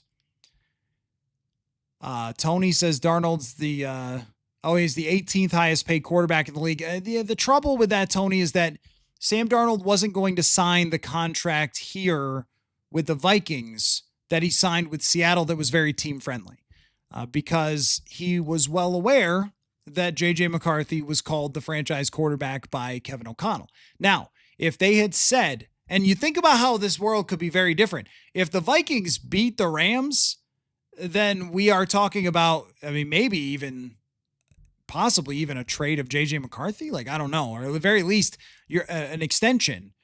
I don't know if they would have traded McCarthy, but you'd be talking about an extension for Darnold that would have looked that way. They would have, I'm sure, come to him and said, you're our guy. But him knowing, like, losing those games and knowing that they wanted McCarthy, and also knowing the fans wanted McCarthy. Darnold's not a dummy. I'm sure his representatives aren't stupid either. They know that as soon as he lost that game against the Rams, the entire fan base, if he struggled in a game at US Bank Stadium, they were going to boo him off the field. Like, he wanted to go where he was wanted, and he did with Seattle. So in order to keep him, it would have had to have been a bit of a hostage situation where you franchise tag him and say, too bad. But you're going to have to play here. Aaron, when is Andrew Van Ginkel coming back? That is a question I do not know the answer to, but I can tell you that Van Ginkel was still limited in practice today. I don't know if that's a great sign. Also, talk about bad signs. We haven't even brought this up. There's just been so much discussion. I don't know if Brian O'Neill, what the situation is, but he has not practiced in either one of these. Well, Monday was like a guess practice, and today was more walkthrough-ish, so I don't know. But maybe, I don't know. Like, that's up in the air for Brian O'Neill, I suppose. But we'll find that out when they have the official designations. But I don't know if it looks great for Andrew Van Ginkel to not have practiced at all and then possibly be trying to come back here. But sometimes veteran players can do that. Reminder about that FanDuel question of the day. Over under for this game, 44.5 on FanDuel. How many points do the Vikings need to win this game? Crowell. Do you trust Kwesi's evaluation of talent?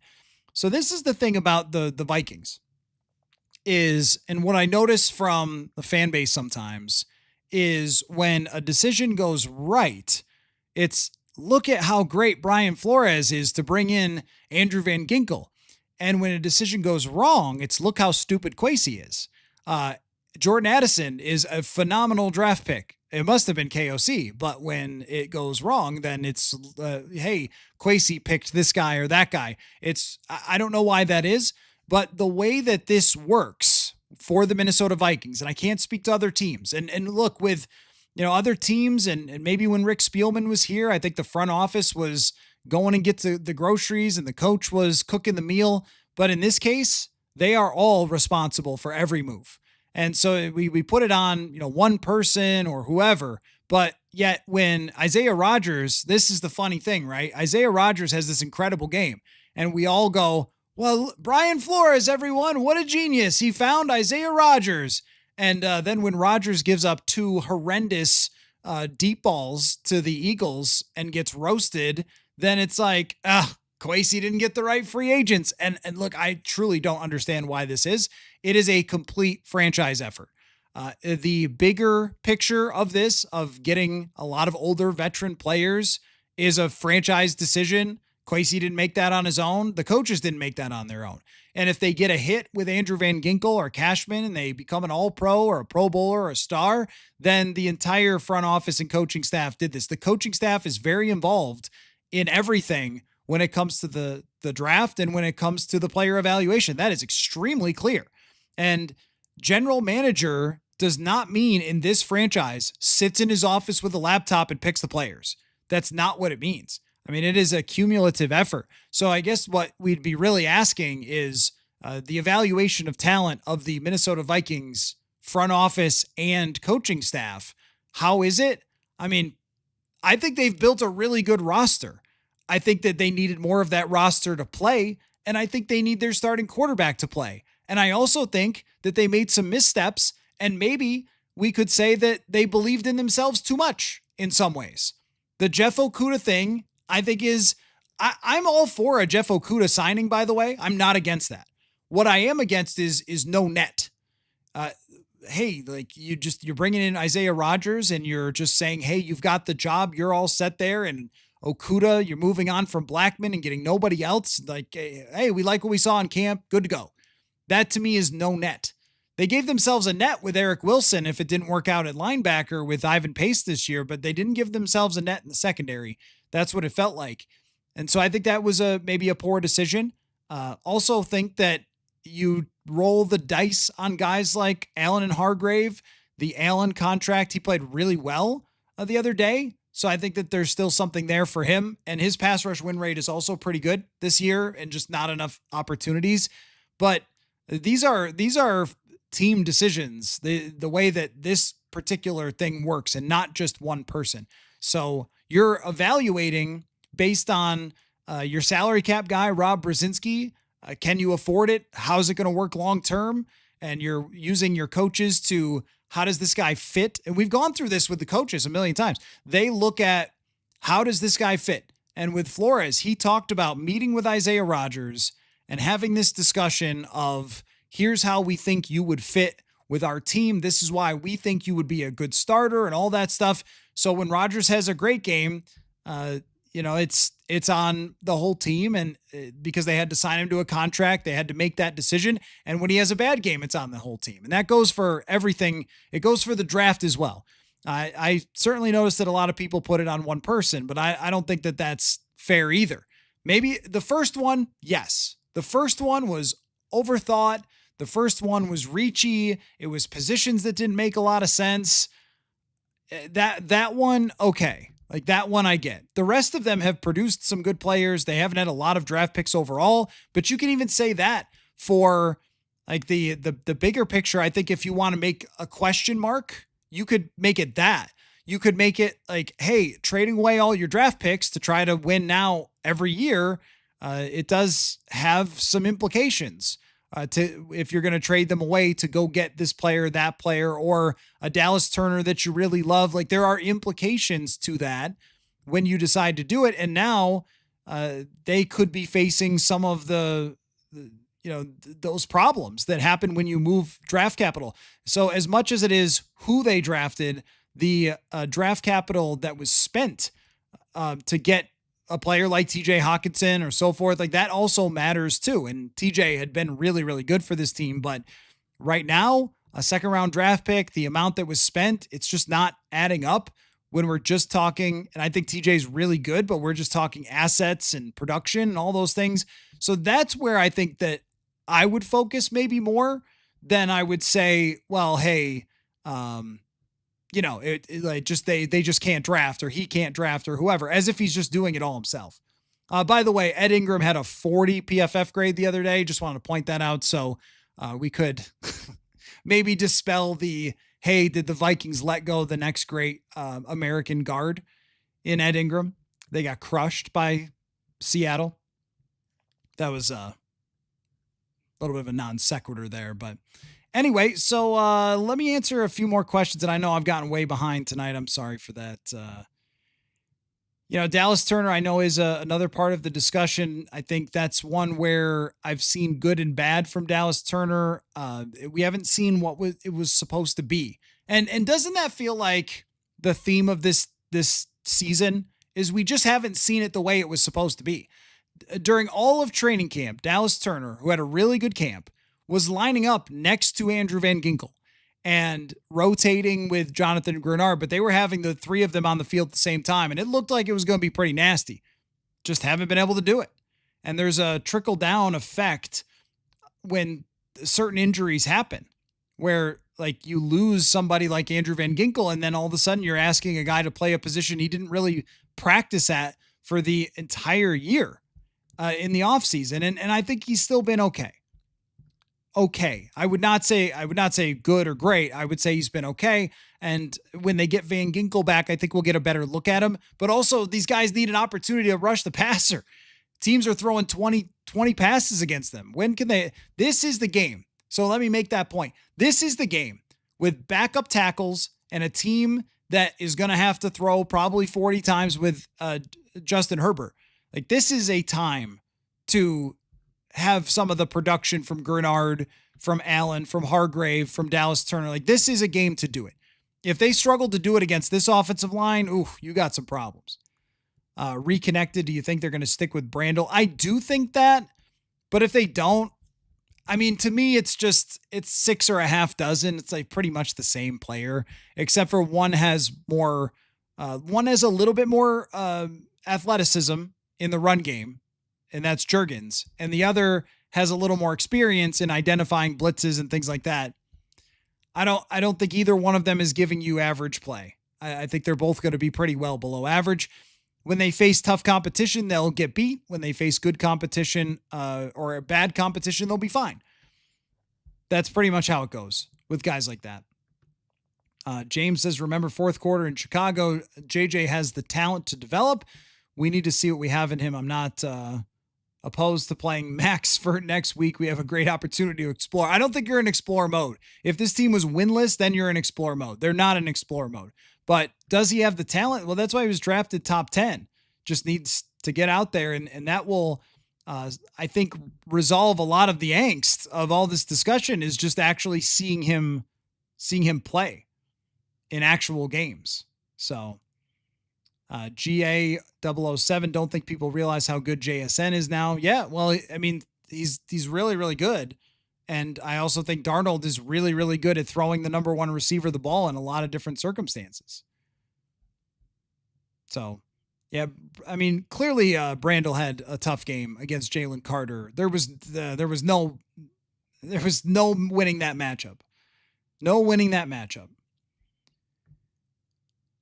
War Eagle says you can't spend the most money in the NFL and have the least cap space next year. You can't go into the season with JJ and Wentz and Howell. I mean, I just don't understand. I don't really understand that. Wentz is an elite backup quarterback. Tell me, go through them. Go through the backup quarterbacks and tell me how many you're taking other than Carson Wentz. I mean, Daniel Jones didn't stay here because he knew he was going to be a starter with the Indianapolis Colts. That's why he didn't stick around. If he did, then he would have been the best backup in the league. But they they have Wentz. Go and saying that you can't go into the season with spending the most money and having JJ McCarthy, but those two things are intertwined. You can only spend the most money because you have JJ McCarthy. What you can't really do is have a season like this completely come apart on the things that you spent the money on. And so far, a lot of the money's not been worth it. And I think that's where it ties into the Darnold thing, is that a lot of the money that was spent is just not matched up to their production. Okay, Massachusetts Dan with Nick Mullins would be better than Wentz. They didn't win a game with Nick Mullins. It's about the same, but they did not win a game with Mullins. Rach 2, I think a lot of the local media did the fan base a disservice by acting like the team was foolproof. Is this the first day on the show, Rach? Come on now. Reality is that a lot of analytics had this team around 7-10. The Vegas over-under, I think, was 8.5. So maybe there were analytics, I don't know, different projections that teams have or that media outlets have may have liked or not liked this team. Didn't some of those same metrics produce a 6.5 over-under win total for 2024? And ESPN projected the Vikings to pick second overall, I think. Same metrics, same people. So, I don't know, some of the metrics people at ESPN also had Sam Darnold as a terrible signing. So I don't know if preseason we can predict the NFL season. Tell me which metrics had the Indianapolis Colts at 6-1. I think a lot of that is just for fun. It's just for fun. It's not actually good at predicting things historically, but here's the point. The local media, including myself, analyzed going into the season this way. They have a very, very talented roster. I don't think there's any debating that.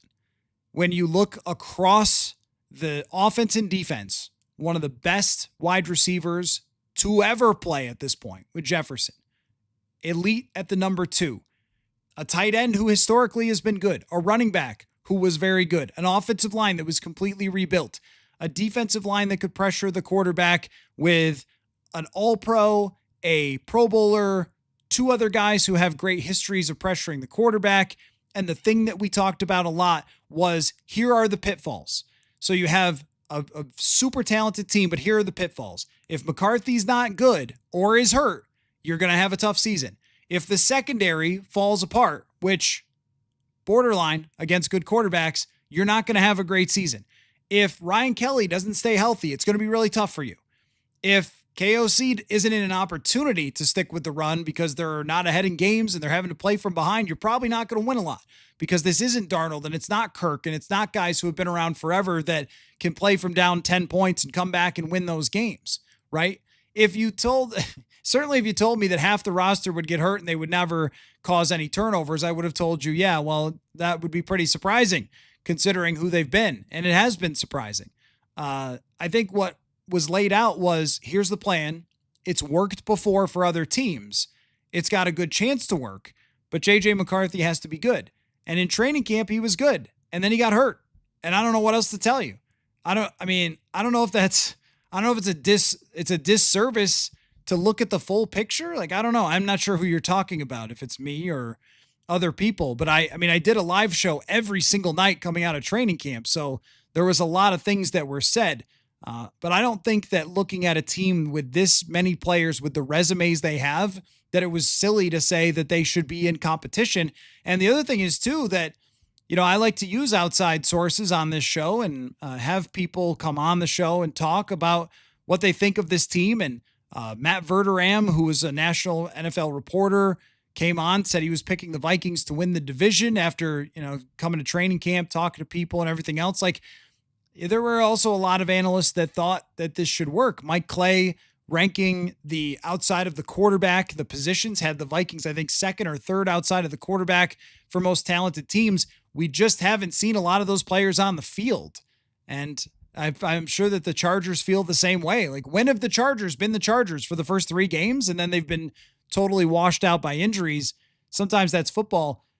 The good part of that, I guess, for them is that in front of them is still an opportunity. Now, Ryan Kelly, I don't think is coming back soon, but there is an opportunity to come back after this Thursday night game if they could get to 4-3 and still have a lot of the success that they were supposed to have.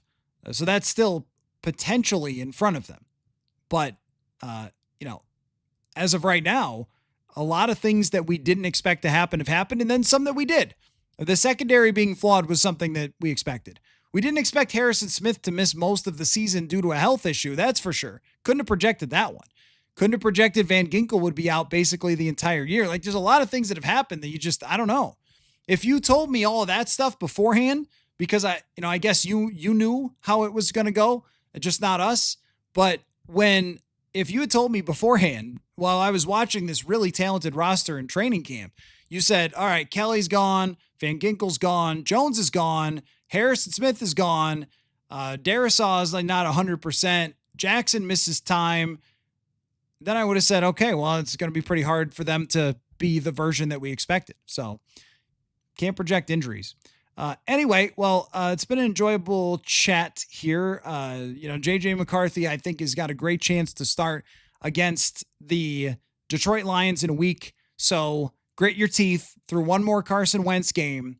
And I say, for those who have kind of been hit with the backup QB malaise, I think you need to get out at least for one game here, your Carson Wentz jersey, because if they win this game, it feels so much different than if they lose. If they lose, it's going to feel like the mountain is incredibly steep to get back up. If they win, then you're a win or two away from feeling like you're right in the mix. So one thing we do every Tuesday night is have a conversation with former intern, now special contributor, Maggie Robinson. Oh, and just a reminder to answer that FanDuel question of the day.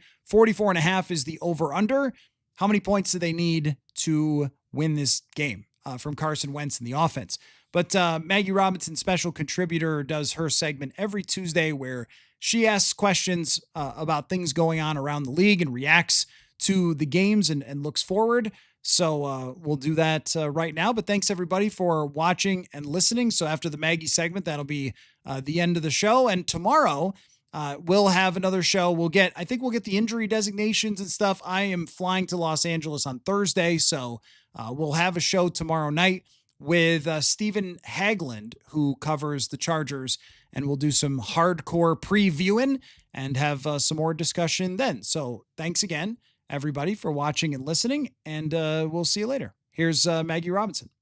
All right, it is time once again for the Robinson Roundup with Maggie Robinson. We do it every single Tuesday where Maggie looks around the league and we run through a lot of different things that happened over the weekend and things that are newsy in the National Football League. Of course, former NFL producer, former intern, now special contributor here with Purple Insider. Maggie, we're going to have to come up with a shorter intro at some point.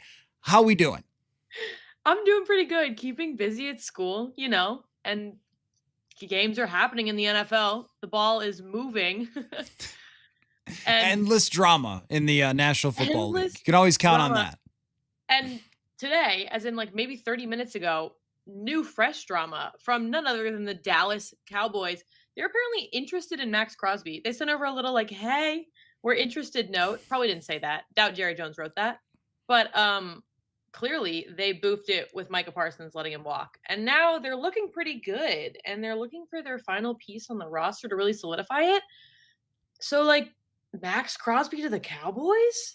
Yeah, I mean, they have to be regretting even more allowing Micah Parsons to walk because they are at least via trade, because they are a competitive team. They're not going into full rebuild, in part because one of the most overlooked moves in the NFL was them trading for George Pickens. And I think that people kind of felt like, oh, George Pickens, he's just another one of those problem wide receivers, but he's become a problem in a different way with an actual quarterback. When he was playing with Russell Wilson, when he was playing with Justin Fields, he was just having to make jump ball catches. Now that he has a competent quarterback, he's becoming a star. And now CeeDee Lamb coming back, that offense is looking unstoppable. And even Javonte Williams in the backfield has become a weapon for them after losing Tony Pollard and so forth. So their offense looks so good. They should be buyers. And it actually would be comical at the end of the day if they ended up moving out one elite pass rusher, ultimately acquiring another elite pass rusher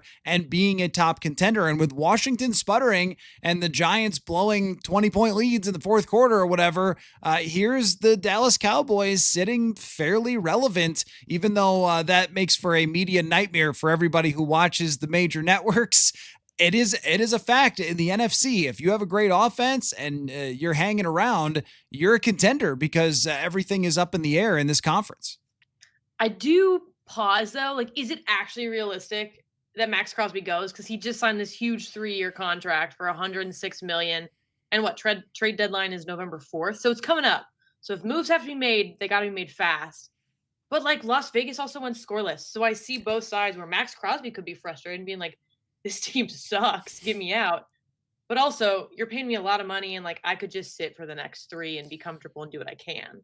Right. And it's possible that Max Crosby doesn't want to leave the Raiders organization in Las Vegas. He's had a lot of success there. He's become a superstar there. But if you're Crosby, why wouldn't you at least want to go to a team that's competing? Because if Dallas's defense even takes one step toward mediocrity, they've been horrendous. If they even become mediocre, that team could be kind of scary to go up against with their wide receiver duo and their offense and Dak playing like an MVP. I don't know why you wouldn't want to do that if you were Max Crosby. The Raiders, though, I think that they overplayed their hand thinking that they could just acquire Geno Smith. Oh, we'll just get Pete Carroll and then, profit. But I think that they were farther away than that. And that's what we're really finding out is that they just were not that close. And now they're saying to Geno, hey, you got to come in and Ashton Genty drafting a running back when your roster is really, really short on talent. I think that they believe by just hiring an experienced coach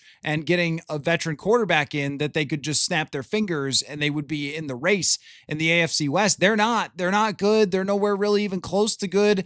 This move makes a ton of sense to me, but I also think it's the move that nobody else in the NFC, including the Vikings who play Dallas in a few weeks, I don't think anybody actually wants to see them do that because Crosby truly is an elite player.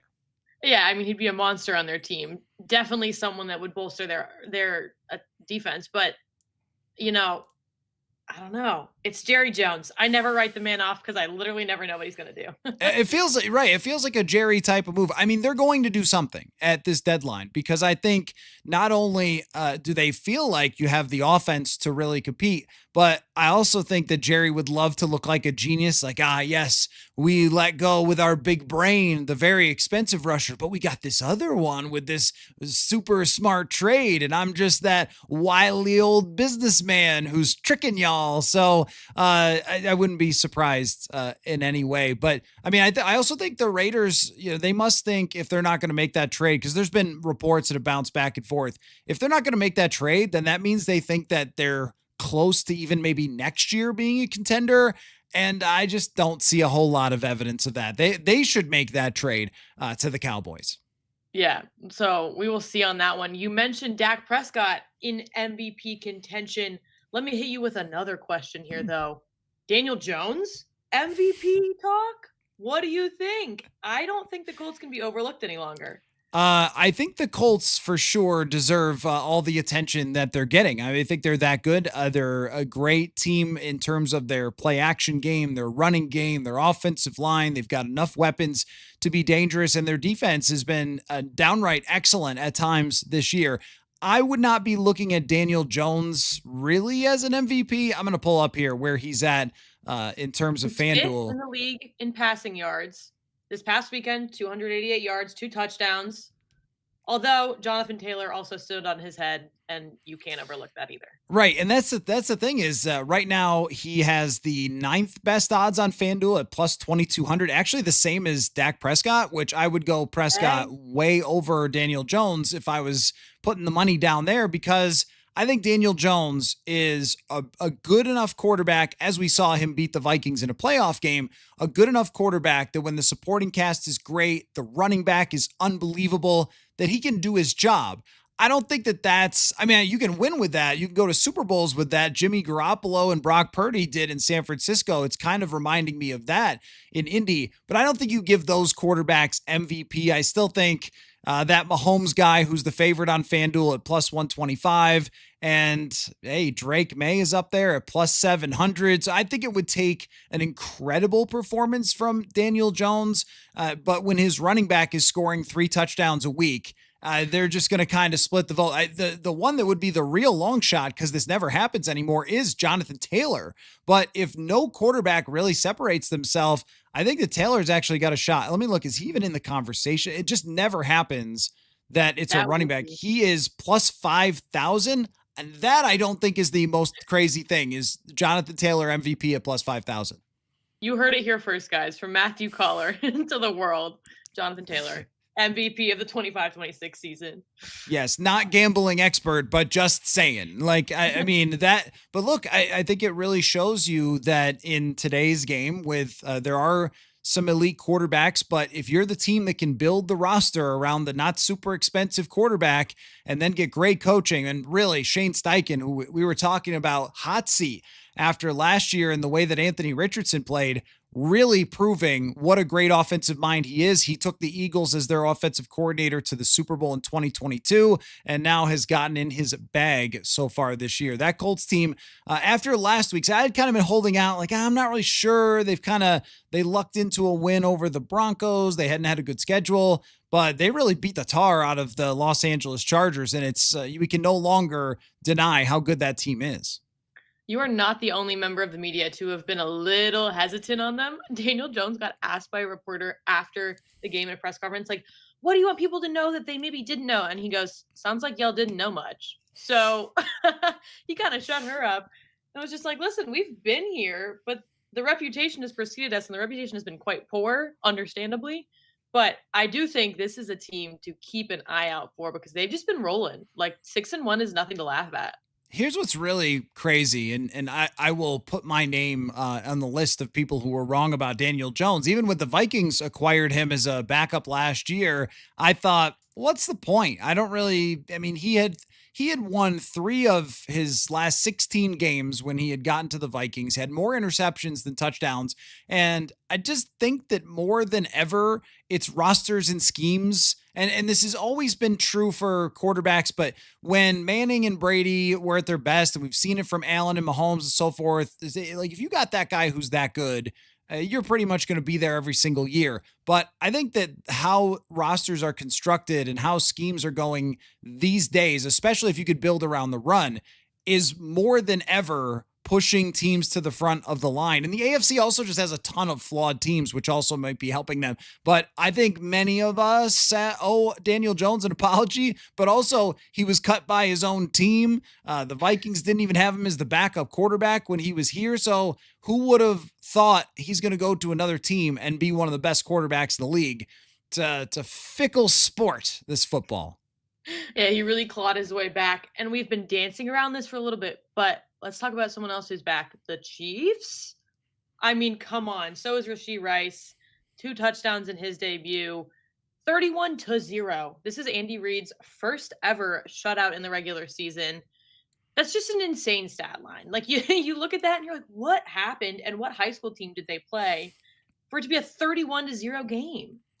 Yeah, and that's kind of how the Raiders' defenses look these days, is kind of high schooly. It honestly looks like Pete Carroll, at the end of his time in Seattle, was falling behind schematically with some of the newer innovations, and it looks that way now defensively for them. But they got 60 yards passing or something. Like, everything is just falling apart there. But the Chiefs now are the Super Bowl favorites on FanDuel at plus 500. Detroit, Buffalo, Green Bay, and Philly right behind them, and Indianapolis, where we just talked about.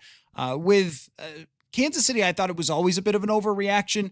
Like, if you watch that loss to the Jaguars, it was just one of the goofiest games you'd ever see. I still think, despite as great as they played defensively against the horrific Raiders, I still think that they're flawed on that side. And I would be curious if they're one of the teams that's going out into the trade market and looking for help on defense, because they have not been the same defensively, again, aside from that game throughout this year. But this is what Mahomes looks like when he has real star wide receivers with talent. For a couple years now, he has just been trying to glue it and tape it together. It's kind of like if you go back when Tom Brady had, a bunch of random wide receivers that he was getting to Super Bowls, and then Randy Moss shows up and then he throws for 50 touchdowns or whatever. It's kind of that way. Like even he's not immune to having a lack of talent impact him in some way. Rice is a terrific player. Worthy is one of the fastest players in the league. So now you can have those guys who were acting as wide receiver one just be supporting cast members. And also,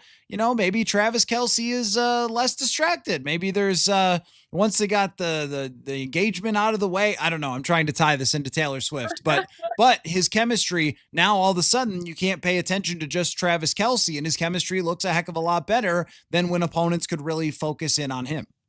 So I have to ask you, a lot of reporters were saying that the Chiefs are the best offense in the league.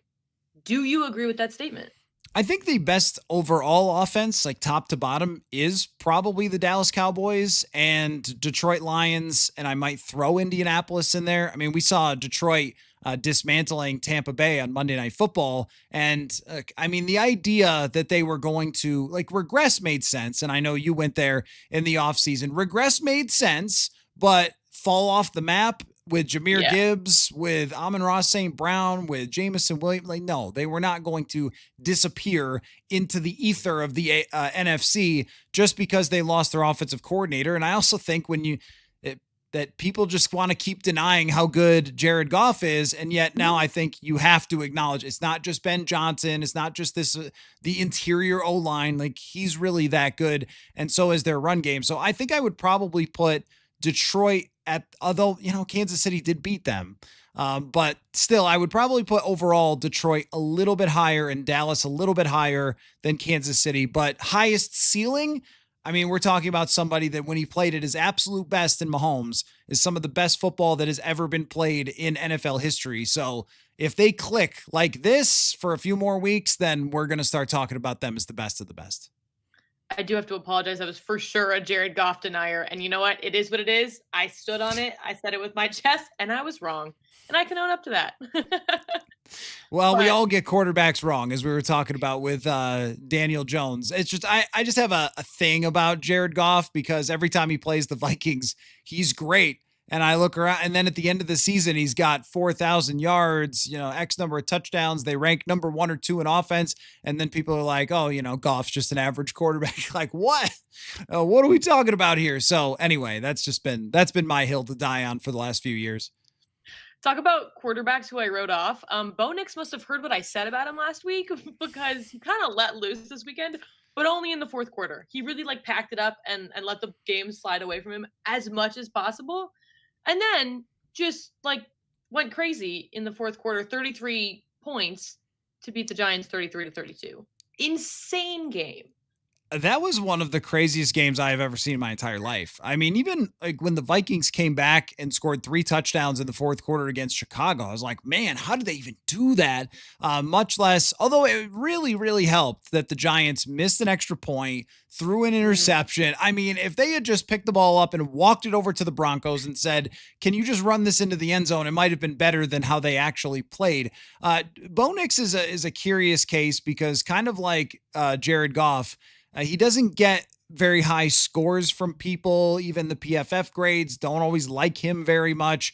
And yet he's won a lot of football games. And I do think with Bo Nix, the critique is very real about him pushing the ball down the field, that he basically just doesn't do it. And even in their comeback there, if you watch the fourth quarter, it's not like he's dropping back and ripping 30-yard completions down the field. It's a lot of yards after catch, a lot of short stuff, and he's still only averaging 6.1 yards an attempt.